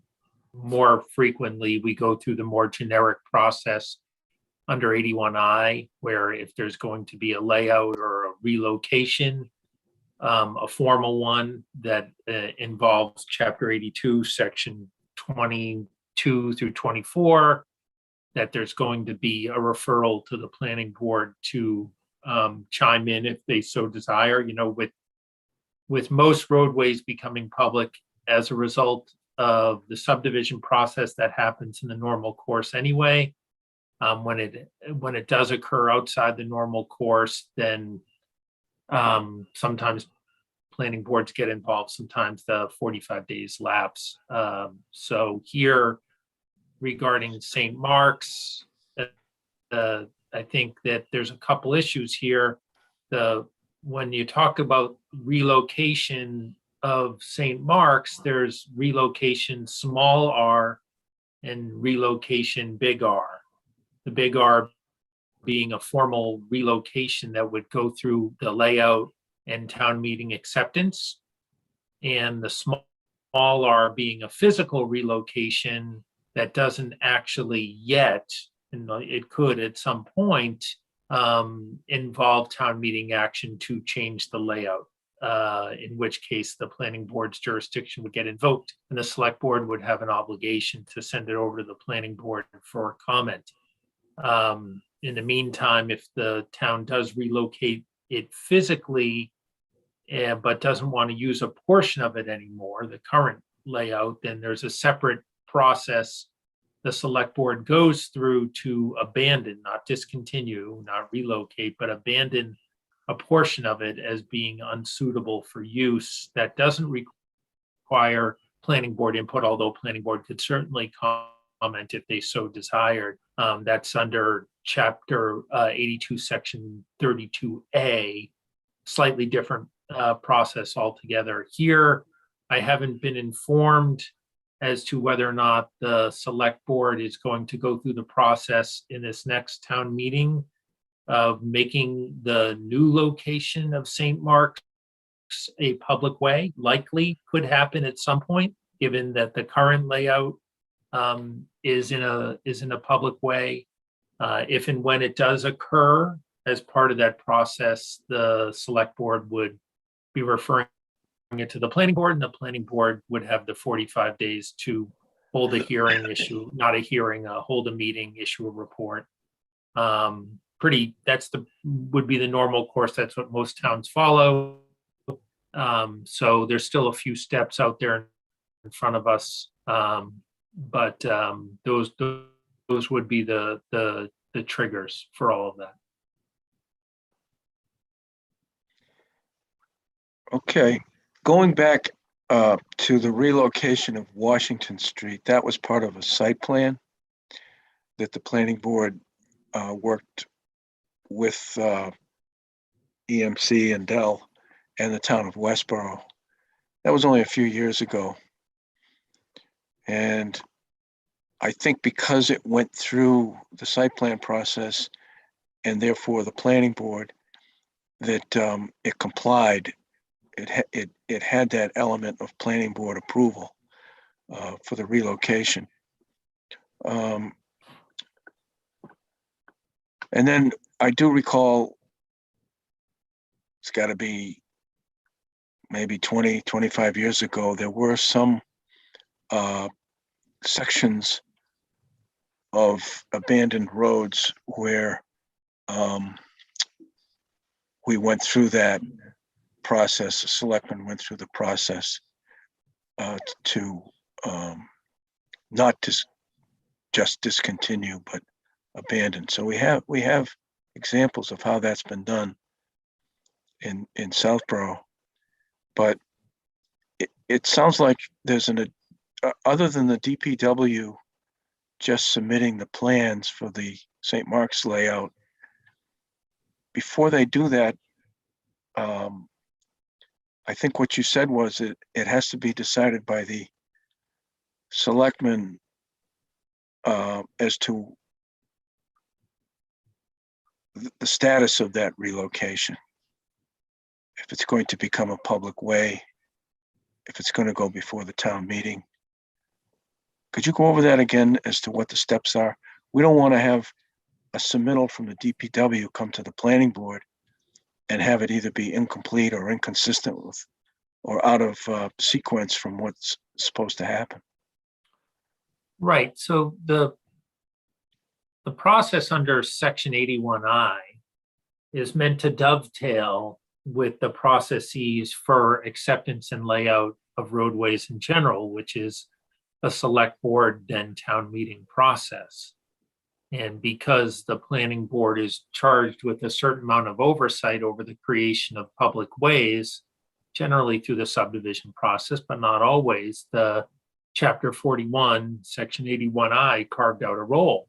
And that role gets triggered when the select board put forth a roadway to be made a public way, or for the relocation of a public way or a discontinuance, in which case the planning board's jurisdiction is required. The select board could participate in a process that comes short of that, however, by just working through whatever means are possible by creating a way that might be publicly owned, or there'd be a public ownership interest in it, but isn't necessarily a public way in the formal sense under the statute. That, in that instance, the planning board's obligations and rights and authority under Section 81I wouldn't be triggered. So the fact that the select board is taking a significant role, obviously, in the reconfiguration of St. Mark's doesn't mean that automatically the planning board has a role at this stage. I mean, it stands to reason that in the process of dotting all the I's and crossing all the T's, that when all is said and done, this thing is going to be put before the town meeting for a new public way location for a variety of reasons, including Chapter 90 benefits. But until that process is invoked, then the planning board's role in a formal sense is not yet triggered. That doesn't mean the planning board can't chime in and give the selectmen their thoughts on the orientation of the new location. It just means that the events that trigger the planning board's rights under Section 81I have not occurred yet. So nothing more, nothing less. It's just part of a process. I'm sure the select board have a lot on their plate when it comes to fixing this roadway over there, and I just don't think it's hit the radar screen yet to have it be put forward for public way status, either through the layout or the town meeting article for acceptance of the new layout. So when that process starts, the planning board has a role. Until that process starts, the role is as much as the planning board wants to have, but it's more informal in that sense. You can give your recommendations now if you like, but and that could suffice later on if and when it becomes a actual Section 81I proceeding. But until that point, it hasn't quite matured, so to speak. How do you ensure, when you have a subdivision road, it's reviewed and vetted, that profile cross section, that it meets the town standard or with waiver, whatever. So if a roadway relocation moves forward and it gets, at what point is it vetted that it meet in the future it's going to become public? Where along that line in this process would that design be vetted?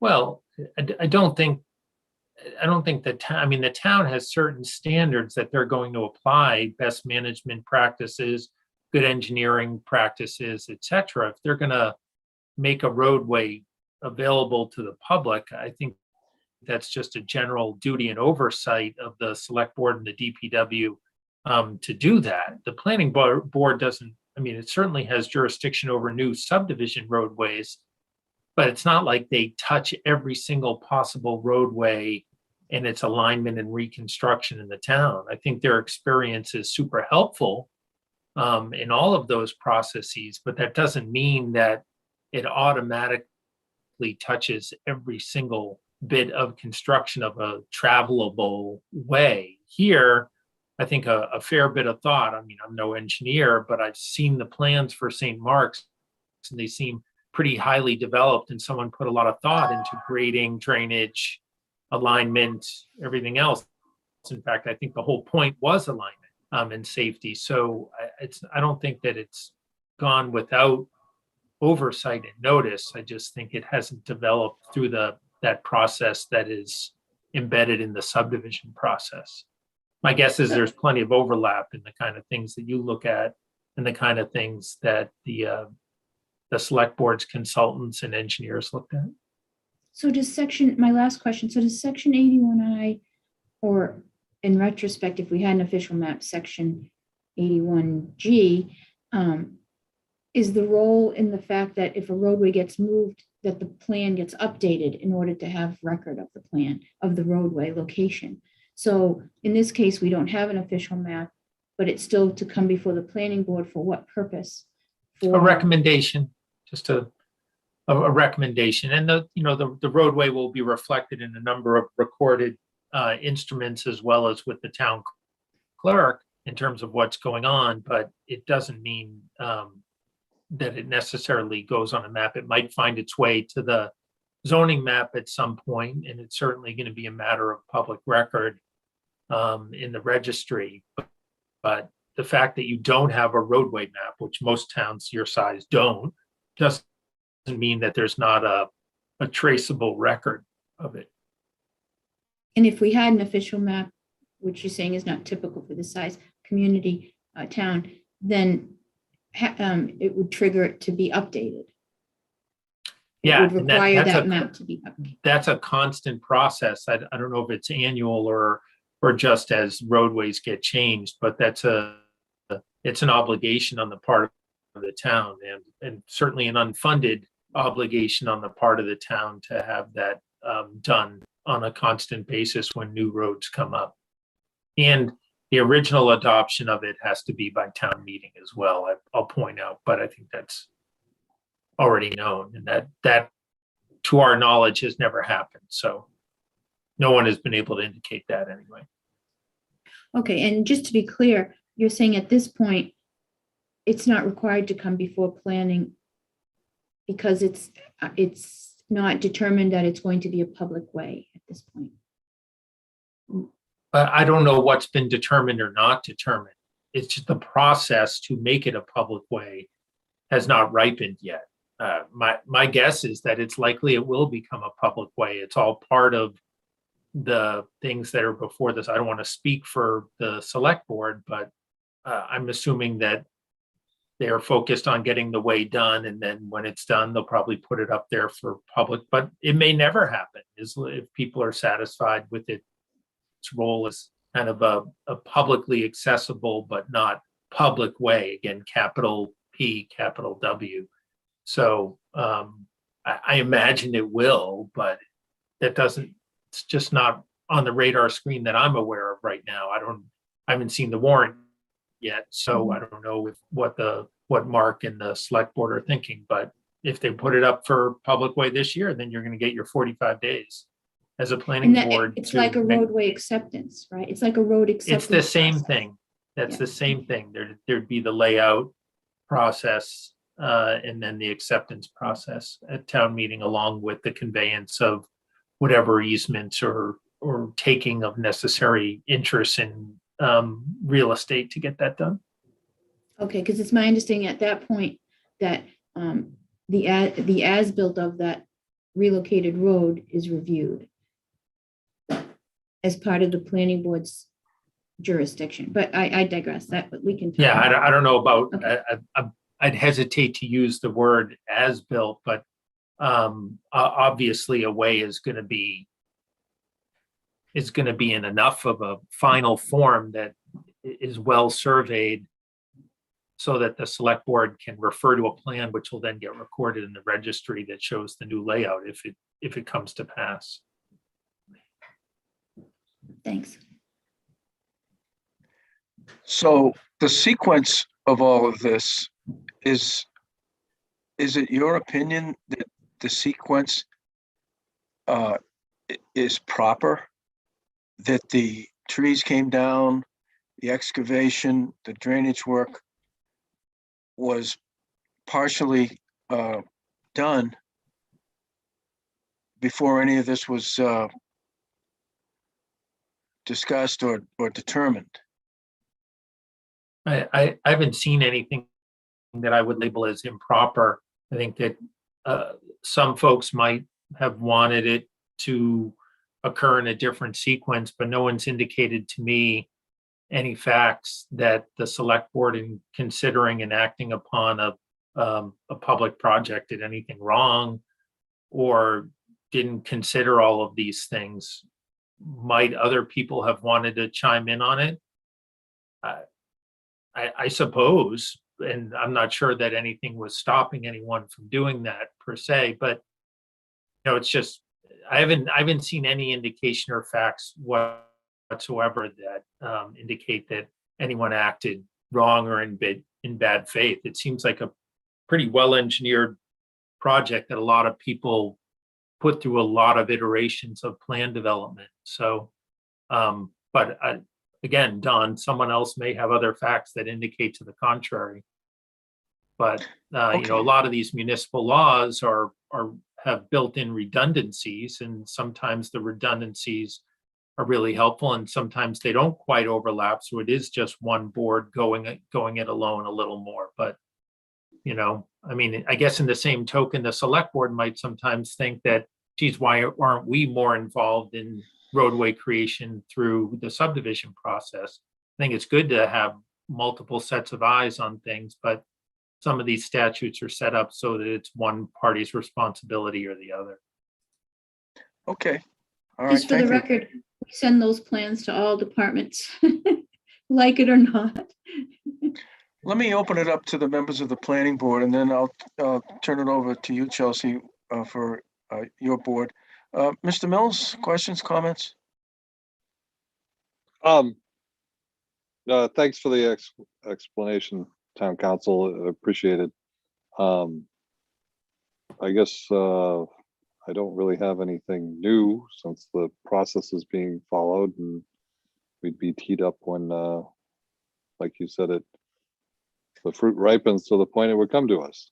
I think that's kind of what you were saying. It seems like maybe the process should be a little different, and we should look at it differently, maybe afterwards, to how the trees could, be reviewed ahead of time. And I think that was part of the conversation earlier as well. But there's definitely seems to be a way that this could have gone better for the future. So that's all I have to say. Thank you, Mr. Stein. Well, I agree with Mr. Mills. I hope that we take a lesson here, and that the process is refined, so that we don't find ourselves in this land of uncertainty again. Thank you. Mrs. Luttrell.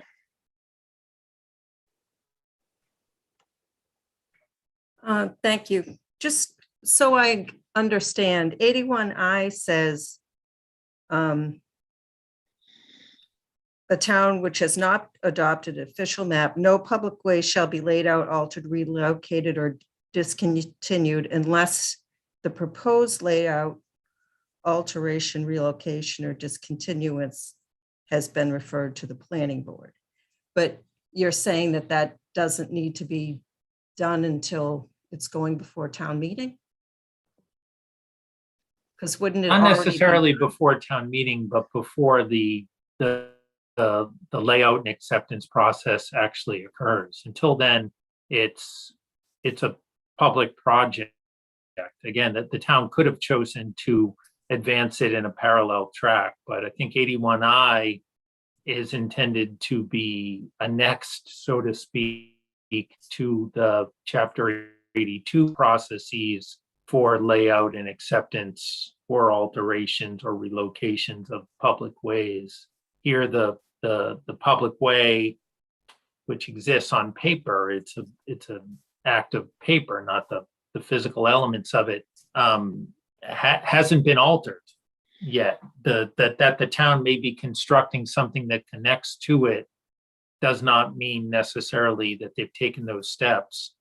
They also, again, as I mentioned, they can discontinue the portion that I guess will be no longer, but they can also abandon it, which is something less than that, and hold it open for potential use in the future. So that is still out there before them. I've made a recommendation to them that they are under somewhat of an obligation if the existing layout ceases to become a used public way to go through that abandonment process under Section 32A of Chapter 82A. But the layout itself right now will continue to exist, and that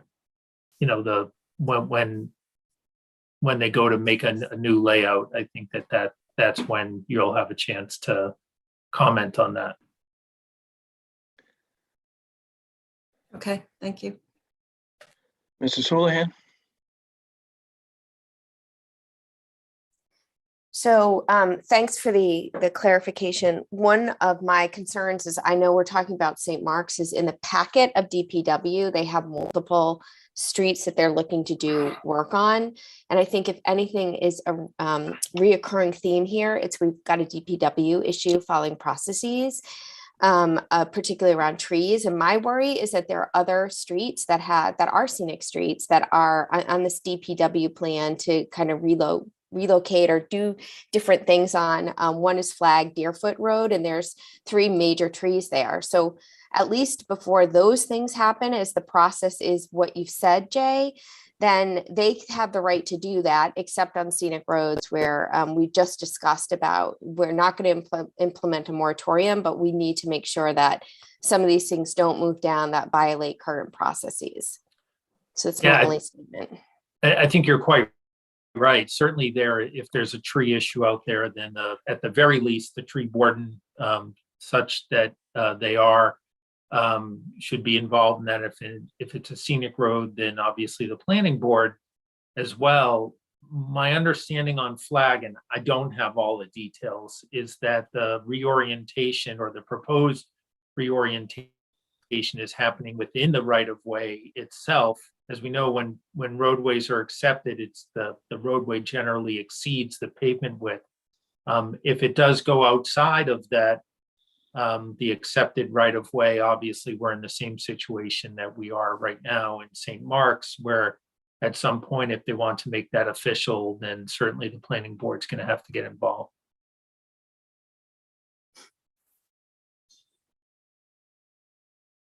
Thank you. That's all done. Go ahead, Chelsea. Okay, thank you. Thank you for all your comments. Colleen, if you don't mind bringing Lisa back over, she's rejoined us. And Marty, do you want to start? Oops, yeah, thanks. Jay, thanks for that explanation. I was looking at I'm usually pretty good about statutes, and I was looking at the wrong provisions. But I appreciate the explanation, and I expect that the process when the board determines that it needs to go to the planning board, it'll go there. So other than that, I don't know what the timetable is for the spring. Karen is not here. But I think construction is supposed to gear up again. I don't know if it's in 45 days or so. So that might be part of our consideration about what we do and how we time things out. But we can touch base with Karen about that. Thank you. Sam? Thanks. Thanks, Jay, for the explanation. Very helpful. I don't have any further questions, but I do agree with Ms. Houlihan's comment that we all need to be very vigilant now about work that's going to happen over this next construction season as we sort some of these things out to make sure that we don't get off track and wind up with a, oops, we should have done this differently kind of event again. So we should watch that and let's move forward. Thanks. Thank you. Andrew? I don't have anything to add which hasn't already been said. Thanks. And Lisa, I'm not sure how much of that you heard, but do you have any further comments? I don't. I came in kind of a quarter of the way through, so I guess I'll agree with the comments that have been said. Okay, thank you. And I'll just say thank you for all your feedback, and thank you, Jay, for outlining the process. And I think we'll see this come up again as we continue down this road. Thank you. Thank you. Anyone from the public? Any hands up? Anybody? Questions, comments? I think Jay really is very helpful with clearing this up. and the path forward. Clear as mud, right? Always. But appreciate it. If there's course. nothing else, then the I am joint, going to move to adjourn the selectmen's meeting, or the board, the select board's meeting. I'll second that. Okay, roll call vote. Marty, Aye. Sam, Aye. Andrew, Aye. Lisa, Aye. and Chelsea's aye. Have a good night. Thank you. okay, Good night, thanks very folks. much. We'll see you next So time. Don, you guys are hanging around for to consider 4 or 5 more other things after this? These agenda? our agenda shows 2 more public hearings, but both of them, they're not even going to show up. They're not ready again. And so those should go quickly, and then we'll go into the discussion item, which is the tree bylaw, proposed draft warrant article, and then the scenic road proposed warrant article. It's I got 9:22, and I hope to tell Kate that we will be done by 10 o'clock. But thanks for thinking of us, Andrew. But Andrew, the planning board gets paid by the hour, so they like these long meetings. So it's very helpful. I think we don't get paid at all, Sam, unlike the select board. Thank you, Select Board. This was very helpful. Yes, thank you. Well, thank you for inviting us. Thank Yeah, you. glad you came. Agreed. Thank you. Okay, next item on the agenda is a continued public hearing. This is 325. Oh, I'm sorry. The discussion item is the master plan committee update. Mrs. Luttrell. The Master Plan Committee is meeting on March 9th, and we're doing the final review of the draft chapters. After that, we will have the final formatting done and put it into a final draft plan. Hopefully ready for to announce at town meeting. Great. The word final is excellent. Any questions or comments? Anyone from the public? Once again, Mimi, keep it moving, and we're almost there. It's great work.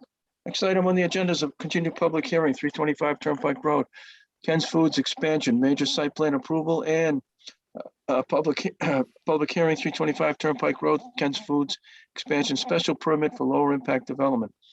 These public hearings are continued from September 27th, October 18th, November 15th, December 13th, January 10th, January 24th, and February 7th. We'll turn it over to the town planner for a quick update so that we can entertain a motion to continue. The applicants had a submission number 3, which is currently being reviewed by Fuss and O'Neill, and we're awaiting a follow-up review letter. While we're waiting on that, the applicant team requested to be continued, that the major site plan and the lid public hearings be continued to the March 14th, 2022 planning board meeting. They don't need an extension request because they're covered through that meeting date. So all we have to do is entertain a motion to continue these public hearings to March 14th at 7:05 p.m. Is that correct? Correct. Mr. Mills?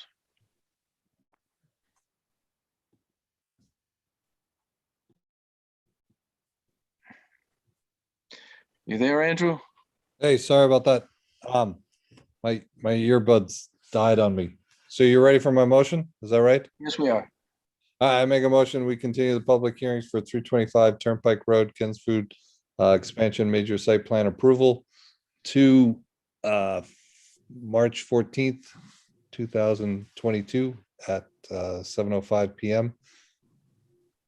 Second. Your motion was just for the major site plan approval. You're going to do another motion for the lid? Correct. Motion's been made and seconded. Any discussion? Hearing none, all in favor, Morris, yes? Mills, yes. Stein, yes. Latrell, yes. Lehan, yes. Mr. Mills? I make a motion, we continue the public hearing for 325 Turnpike Road, Ken's Food Expansion Special Permit for LID to continue to March 14th, 2022 at 7:05 PM as requested by the applicant. Second. Motion's been made and seconded. Any discussion? Hearing none, all in favor, Morris, yes? Mills, yes. Stein, yes. Latrell, Houlihan, yes. Okay, thanks. Those have been continued. Next item on the agenda is the continued public hearings for 200 Turnpike Road, snow removal / landscaping contractor facility, major site plan approval.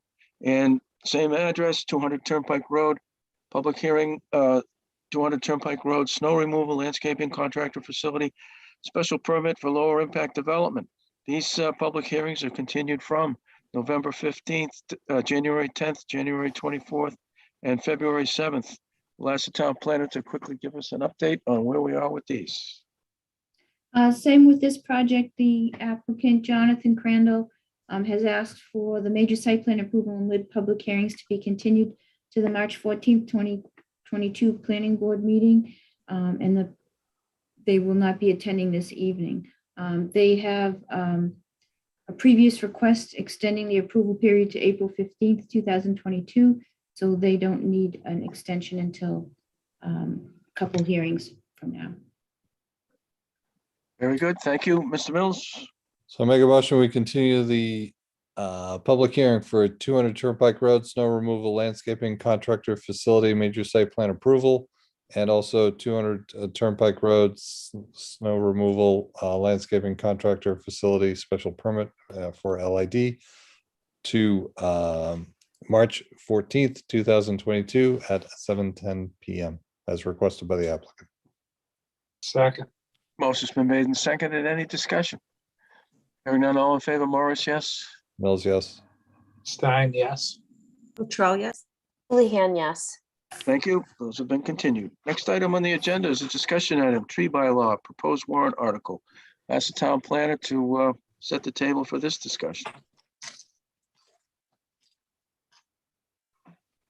Okay, Mimi has provided a draft tree bylaw dated January 24th, 2022, which has been distributed to the planning board members for review.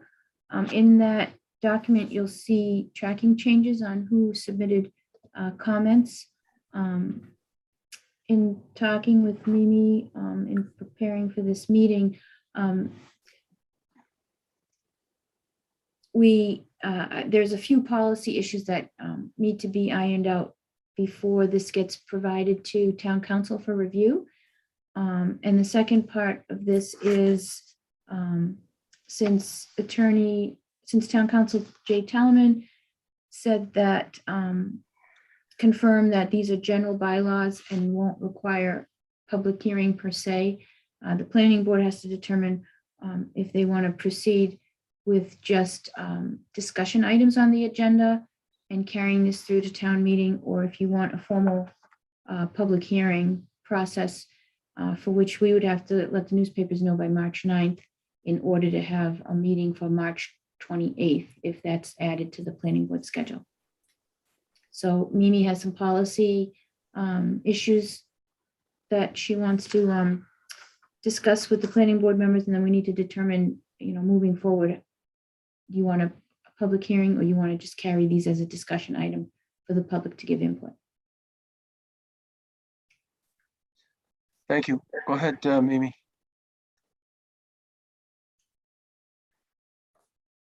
So my questions were, I think take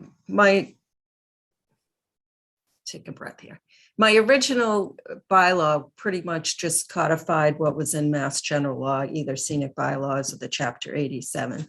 And then I received some input back that added some additional things that I think the board needs to discuss and decide whether or not they want to adopt those. The first thing is, what role the planning board is going to play. Should the tree warden report to the planning board? should the planning board act as kind of a check in balance to the DPW and the tree warden?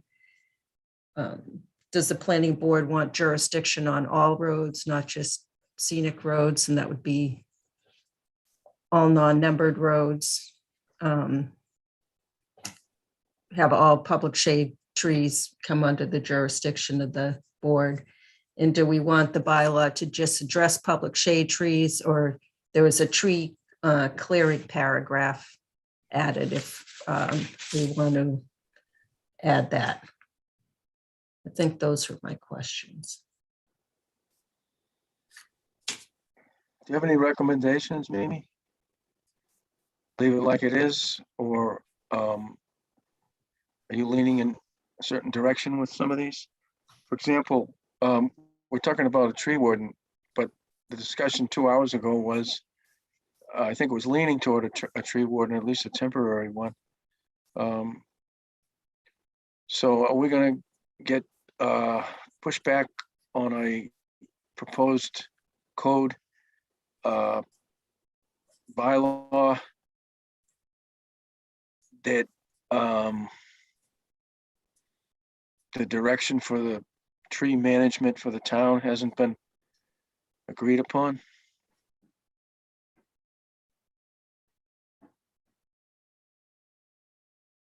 Oh, you mean we don't have a tree warden or anything to fulfill that position? It sounds like It's not what we have right now, it's the way going forward. So if it's decided that we're going to have a tree warden, that's one thing. If it's decided that we're not going to have a tree warden, then the language of what's being proposed isn't consistent with that.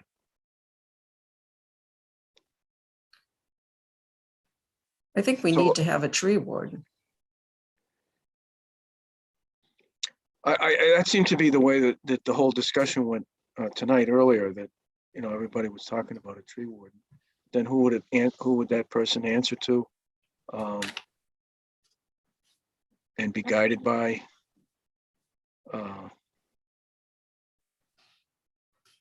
Well, I guess what I'm in general saying is us deciding on these policies at this time premature? Or do we launch with this first and then have the town decide, have the rest of us, the selectmen, DPW, planning, decide in what manner we will comply with this code? Anyone? Yeah, go ahead, Marnie. Yeah, so I guess I'm of the mindset that if we don't put something in writing in front of people, then it's just going to continue to be what we're facing. I mean, we already have something in writing. I would preference or have preference for a tree warden who's an arborist, who actually is, you know, has the ability to say whether a tree is going to survive or not, based on their knowledge of like trees. I think the reality is that if that goes that way, the budget thing is an issue, because I don't think you can hire an arborist and not pay them anything, or pay them a $1,500 stipend for, you know, 70 roads to manage and the trees that are on those. So I feel like we should at least put something down on paper. I would say we should have a tree warden. I think it should be a paid position. I'm a little unsatisfied with the current situation, and I wasn't sure if the DPW was telling the tree warden or the tree warden was telling the DPW. And I think because there was that lack of clarity on who made the decisions, that there has to be some level of checks and balances in our system. I think it's too much for the planning board. We already have quite a lot on our plates to manage. You know, for Karina to manage an employee beyond her own team and all of the stuff that has to happen. I don't think it's realistic that the planning board has that oversight, but I think there should be some kind of process or accountability where there's a checks and balances, where this person would be part of the DPW, and then the DPW, I don't know, part of me feels like if you hire the right person and you get the right specifications and you have a role and responsibility and what your job is clearly depicted in a job description, that they would have the obligation to kind of go do the right thing. And if this process is in place that's established in writing through a bylaw, they're going to do the right thing. That's at least my hope and prayer. And so that's what I would say, let's put something in writing and put it forward for a town meeting. I do think we should, Mimi, just to address some of the other things you raised, I do think we should have a tree clearing thing in there. I've, reiterated multiple times my own issue where they clear cut 4 acres of trees on a hill on Clifford. And that just became like a wet, muddy dam for, months, ruining houses at the end of the street. So I think because there was no tree clearing requirement or anything that stopped that was a challenge. I drive by Main Street and that A&R and all the trees that just got cleared on that. It's just devastating. So I'd rather have something into a writing. I think for our, maybe one step at a time, Mimi, like let's do the shade tree and see how that gets done for whether the town agrees with the way that we would like to propose it in the bylaw. And then if that we have success with it or we revisit it, and then we could maybe think about other, is it broader than just public shade trees? But maybe we just do one step at a time. So those are I think I addressed a lot of your questions. But I'd rather put it in writing and have the town make it, have a debate over it and be aware of it.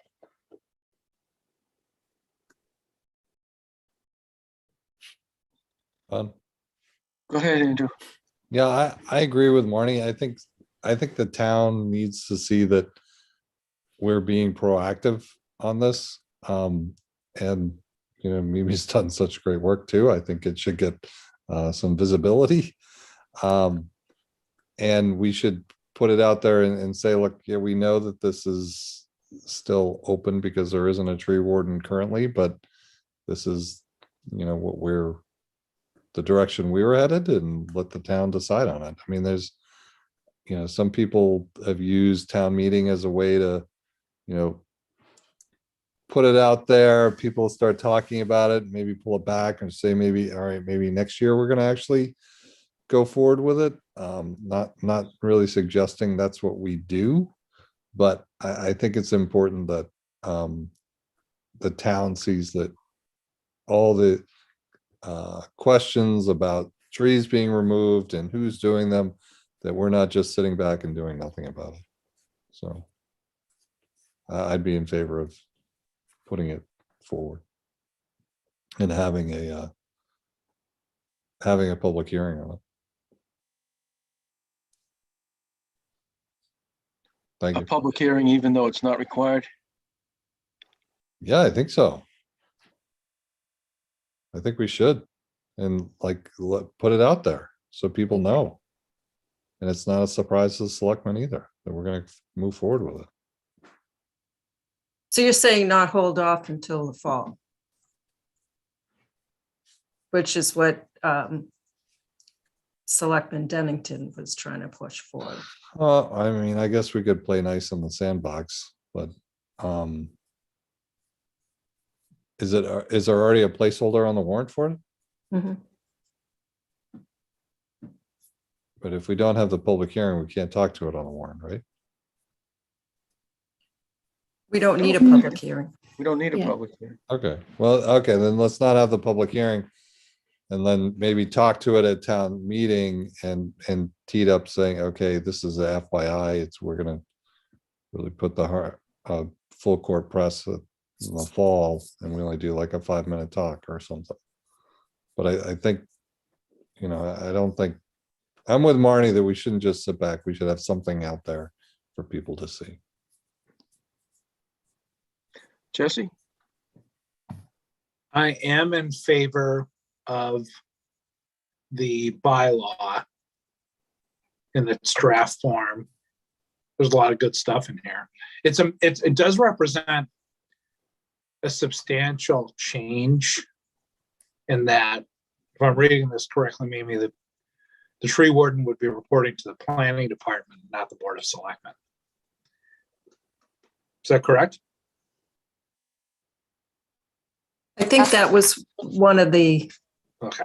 changes that's a made. That pretty- was one of the policy questions I wanted to ask this board. Yep. So that's a big thing to do. And I do see the merits of reorganizing in that fashion. And, it's almost of the mindset that things can only get better, or we have nothing to lose. So why not give that a try? That presents like some logistical changes. I personally think we would be best served by having public hearings on this in advance of town meeting. I can't remember us. Maybe somebody can refresh my memory. I can't remember us doing anything at town meeting without having public hearings on it and really airing it out and Well, we going did- over it. We did have the original chapter 153 trees that we did a couple years ago when we were implementing the Tree City USA. So we had it on the agenda as a discussion item and carried it through, but there wasn't a public hearing. It wasn't. But I feel like this is more substantial in terms of changes. Oh, yeah. So if there's an issue with doing it like we would do for a zoning change, I just feel like that process lends us to a better chance of success, which in my mind would be the passage of this. So I'll go along with the consensus of the board on the path forward, but that's my opinion, that we're going to have a better result. In my experience, if we follow the similar protocols we would do for a zoning change. Thank you. So I think that Marnie's first comments have pretty much captured the way forward. We got to do something. We should do something. We have something in writing. I agree. I was kind of on the bubble about the public hearing, but all the comments are that pretty much everything that we've done, especially something of this level of significance, you can't go wrong with the public hearing. People are going to say, well, I didn't hear anything about this. Some people might say that. So they probably will anyways, but having a public hearing is I think is the way to go. And it kind of maximizes our effort to get the word out and have people understand it. What we can also do, if there's any meetings where the public hearing isn't ready yet, we'll still have it as an agenda item. As far as the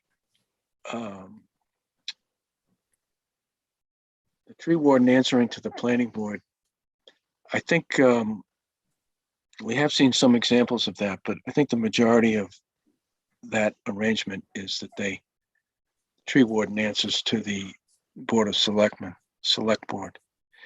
And I think that might be a much cleaner path for a couple reasons. One is because the planning board is probably about the same as the select board as far as knowledge of trees and that type of stuff. But we're not in the loop or in the chain of funding for the DPW. So if the tree warden, some things that the tree warden may recommend, which would be, let's say, I mean, we're focused on cutting trees down, but let's say planting trees. And the tree warden says there's 25 locations in town where trees should be planted. And this is what it's going to cost. It's going to cost $25,000. So, and the tree warden comes to the planning board and says, that's what we got to do. And the planning board says, okay, that's what we're going to do. But we don't have any control over the budget to plant trees. So I think it would be cleaner, you can always change it, would be to have the tree warden answer to the selectmen. And just hope that it'll work.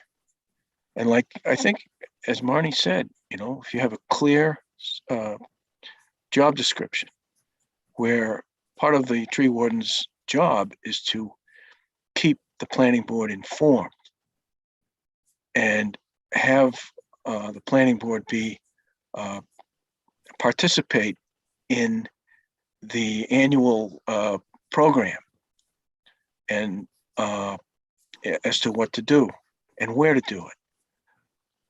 Tree warden says we want to plant 100 trees, and there's pushback.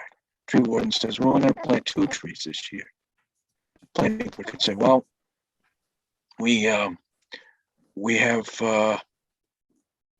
developers who have donated trees, and they've never been used.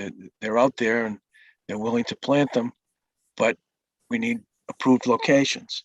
So I just think tree wardens should, because of the money and the responsibility and just the whole arrangement with the DPW under the Board of Selectmen, that the tree warden would answer to the select board. Public hearing.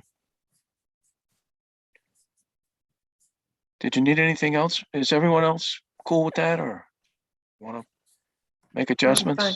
Does the planning board want jurisdiction over all roads? So it would be consolidated hearings for any tree removals. Well, there's going to be very few roads. If the scenic road gets passed, there would only be a handful of private roads, really, that wouldn't fall under the scenic. And if they fall under the scenic, then that automatically includes the planning board. That's, I think, why one of the main reasons that we initiated the scenic road bylaw this year is to capture those 68 roads that have been approved, public ways, and are not in the same category as all the others. My instinct is to just say the scenic roads. And that was kind of my earlier comment. Let's just stick with scenic roads and see how this works. And then if we can expand, or if it is wildly successful and, you know, people on private ways or whatever want that, maybe that's something we can work with the town over time. Okay, I agree. We have to stay with the public ways because that's what the scenic road state language addresses: non-numbered highways and public ways. I think once we get into private ways, we're going to get in trouble. Town doesn't plow them. Town doesn't maintain them. We start getting into the trees on those roads, we're going to get in trouble. And there's not that many. It's not that many. As a matter of fact, if you look at some of the ones that we have, the private ways, that have more trees than, better maintained than most of the town roads. They still have trees on them. It's remarkable. Yeah. I'll stop. Do you, are you all set, Mimi? Yeah. And then So go with, stick pretty much with just codifying the mass general laws and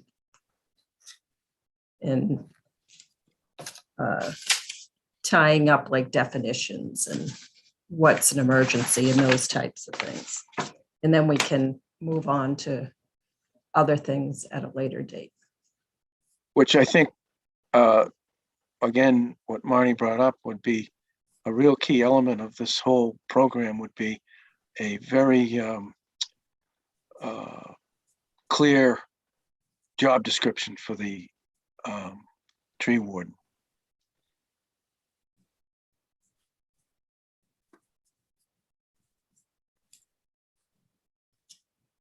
So Maybe I'll Mimi, help you. yeah. So when we have a draft, when you're going to modify the draft to change the jurisdiction and all that, does the planning board want to review this one more time at another planning board meeting? Or do you want planning department to move on a public hearing and wait for your draft, provide that to town council for review? And then what meeting date do you want that public hearing to open? That was really a confusing. Is that a question to me? It's to the planning board. I need to know three things. First to Mimi, you'll be modifying the draft. Yes. And then if you send it to me and the planning board members, if there's any lingering comments, then we can get those back to you. Then the second step is, when do you want this to be open for a public hearing? There was discussion about having an additional meeting, and I just want to get that firmed up if we want to already act on that, or do you want to wait till after we talk about the scenic road bylaw?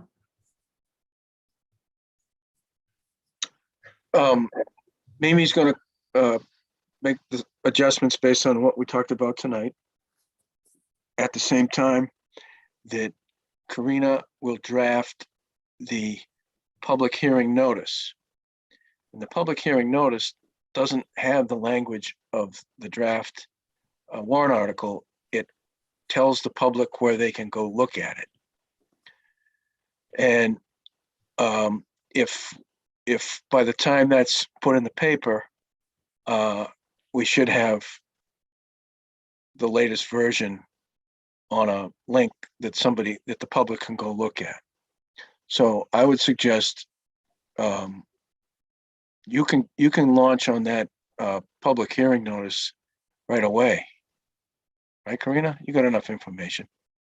Oh yeah, we can draft the public hearing notice. The timing of when you want the public hearing to open is key. I guess I'll leave that up to the board, but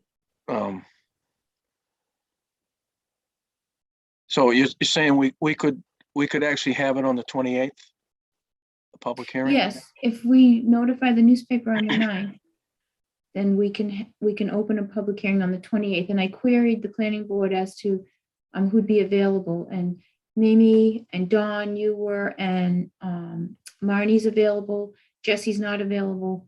And I just didn't hear back from Andrew if you were available on the 28th. Yeah, I can be there. So Well, we why would don't have. Why don't we plan on the 28th? The next, and then the second meeting after that would be, is it April? It's March 4th, yeah, March 14th, March 28th, and then April 11th, and then April 25th. So we would have 3 meeting dates prior to the annual town meeting on May 5th. We would have March 28th, which would be added, April 11th, which is scheduled, and April 25th. And I would suggest that the March 28th meeting, either just have that one item for public hearing for the trees. And if after we get through with the scenic road, if we want to take the same path with that, but those would be the only two items on the agenda. And that the current public hearings that have been continued would not go on the 28th. Correct. Those motions were made to March 4th, were made to, oh yeah, never mind. Yep, that's. So on March 14th, and, and, I can be criticized for being, negative, but until I see otherwise, on March 14th, when both, parties are still not ready, then they would be continued to the April 11th. 11th. If we're going to insert an additional meeting, then we don't want to overload the board and our staff. It would be a short, hopefully a shorter meeting that would, and simpler, that would not include continued public hearings for site plans that seem to never be ready. So is that the path forward for the trees? Sounds good. If there's no more questions or comments, we'll move on to the next item, which is the scenic road. And there were two drafts. Draft number one just said all the public roads since certain date in 1978, but didn't list those roads. And then draft number two said to make the following roads become scenic roads. And then it would have a one-page listing of the roads that would be included. And I think town council leaned toward listing the roads, and I kind of do too. Because if we just go with draft number one, it would automatically have people raise their hands and say, what roads are they, or is my road on there? So, and if they don't see their road, in draft number two, if they don't see their road, they'll say, well, what about my road? And there's so, between now and then, and the town meeting, or even in the public hearing, if that's the way we want to go, we would have a separate list of the roads that were approved in, what was it, 75, another list in 76, and then the ones that were included up to 78. And that's, I think, a manageable number of roads, or listing that could be shown, and keep this moving. So the people would know what they're voting on in 2022 and have knowledge of what roads are already scenic in the town.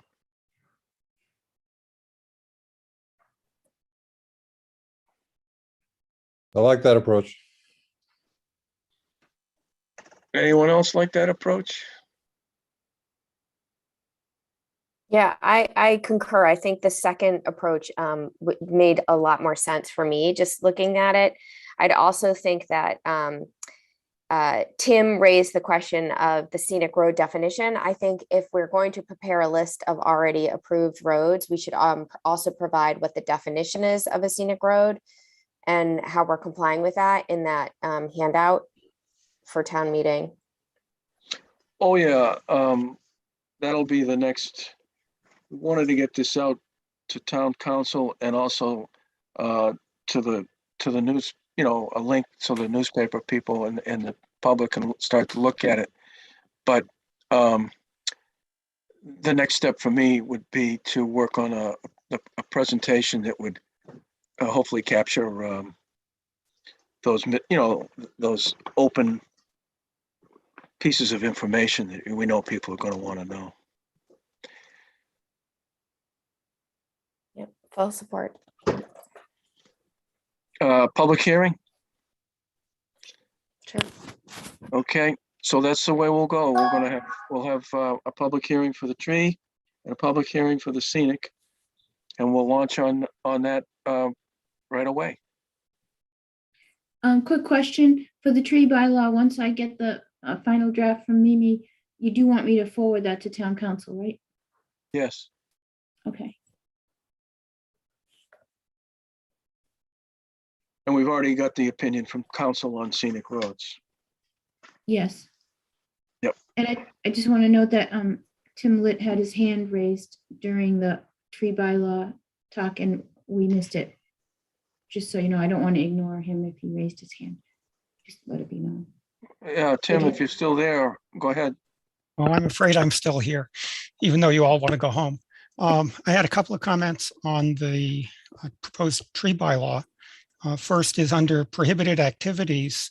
You prohibit hanging a public message on a tree. But the past, and I think desirable practice, has been to put a notice of removal hearing on trees. So I don't think you want to exclude that going forward, because people who see the tree are likely to be the people who are interested in the hearing. Also, with respect to, you have at least one permit fee and then you have fines in this. I have a problem putting them in a bylaw because with inflation, they just shrink to nothing. So I would suggest adding a section that says something like, the fines and fees shall be reviewed annually by the planning board in a public hearing and, may be increased or adjusted as necessary. Something to make sure that you don't have to go back to town meeting every few years to get, fees and fines increased. And then on the scenic trees thing, I think somewhere we need to figure out how to make sure that, we don't get 44 years behind again. I mean, reading, what you're proposing to take, all the roads that have been put into existence in the last 44 years and make them scenic roads. But I mean, should this list of scenic roads be reviewed annually and added to, or, I mean, what process do we have to make sure that, we don't end up, in 5 years, where we are today after 44? Tim, that's a great question. And I wonder if we can make it when the town accepts a road, we make it a scenic road at that point. I wondered about that, and I'm not sure whether town council would let you do that. If they would, that would be great. Another approach would be to just have a procedure that says, when an article proposing acceptance of a road is done, the checklist along with, does it have the right asphalt depth and, width and markings and, all that stuff, is it on the list to be added, as a scenic road in the same article? Right. Or a third approach would be the one that says, once a year on the planning board calendar is, look at all the new roads and see if we should be putting an article in, to add them to the list. Any of those three, I think, would work, but just kind of hoping that we won't be here again in a few years probably won't. I'm guessing, Mr. Chairman, our authority would be pretty much we do our own article each year to say, accept new roads, right? Well, the road acceptance can be proposed by anyone, right? I mean, you do it as part of a subdivision or plan, but someone who builds outside of a subdivision can request that their private road be accepted by the town. I don't think that article has to come from you. I could be wrong. I'm not an attorney, but that is my understanding. I think you're right, Tim, but to have 68 new roads in 44 years, and now you have to subtract out probably the last 5 or more years. Andrew, you probably remember more, but the planning board was meeting every week, almost every single week until midnight, dealing with subdivision construction and plans in the 80s and the 90s. The town population doubled in that time. And I think in the last 5 to 6 or 7 years, we've only approved probably less than 5 roads, and some of those are private. So it's far, far more manageable going forward than it was through the 80s and the 90s when the town was just, I mean, just name any neighborhood. They didn't exist in 1978. It was just all woods or farmland. And the planning board was so busy dealing with those that things like scenic roads and trees and stuff was could never be discussed or didn't have time to get to those things. Now that the town is almost fully developed and the trend seems to be toward private ways, it's much more manageable. But I think it's going to sneak up on you. And I think also, I mean, remember the discussion about an MBTA overlay district.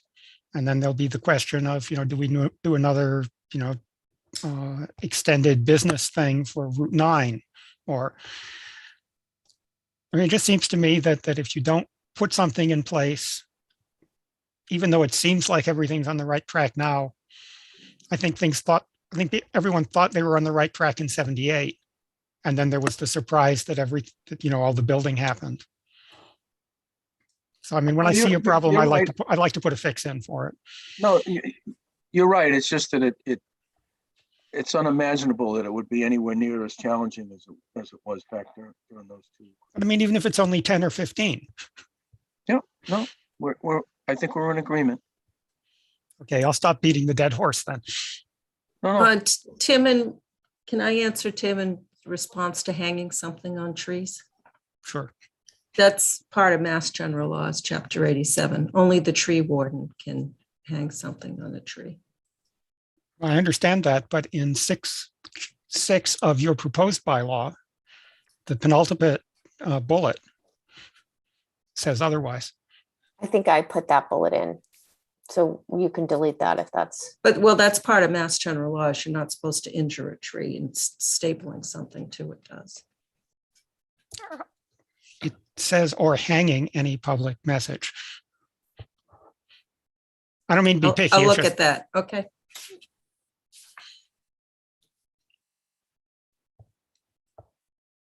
We all set? Thanks, Tim. I don't want to keep you any longer. Thanks. Thank you. Appreciate the input. Anything more on this agenda item, Scenic Road? If not, we'll move on to the planner's report. All right, so it's settled. There'll be an added meeting on March 28th, 2022 for the two proposed general bylaws. So we'll get those ads posted and get that information going. Board of Selectmen is going to start discussing in-person meetings at the in their March meetings, or I should say the select board. So we'll be waiting to hear back what they want to do with that. The state did extend Zoom meetings until July 15th, just so that you know. Colleen is working on getting information on updating the zoning map. She'll be meeting with the assessor's consultant who works on the GIS maps. So we'll have more information on that at the next meeting. Everybody's aware that the downtown district was approved by the Attorney General. And that's all I have. Okay, next item is any questions or comments on that? Next item is the minutes, approval of minutes, February 7th. Make a motion, we approve the minutes from February 7th, 2022 as written. Second. Motion's been made and seconded. Any discussion? Hearing none, all in favor. Morris, yes. Mills, yes. Stein, yes. Latrell, yes. Houlihan, yes. Nice job, Kate. Very good. Anything else? As always.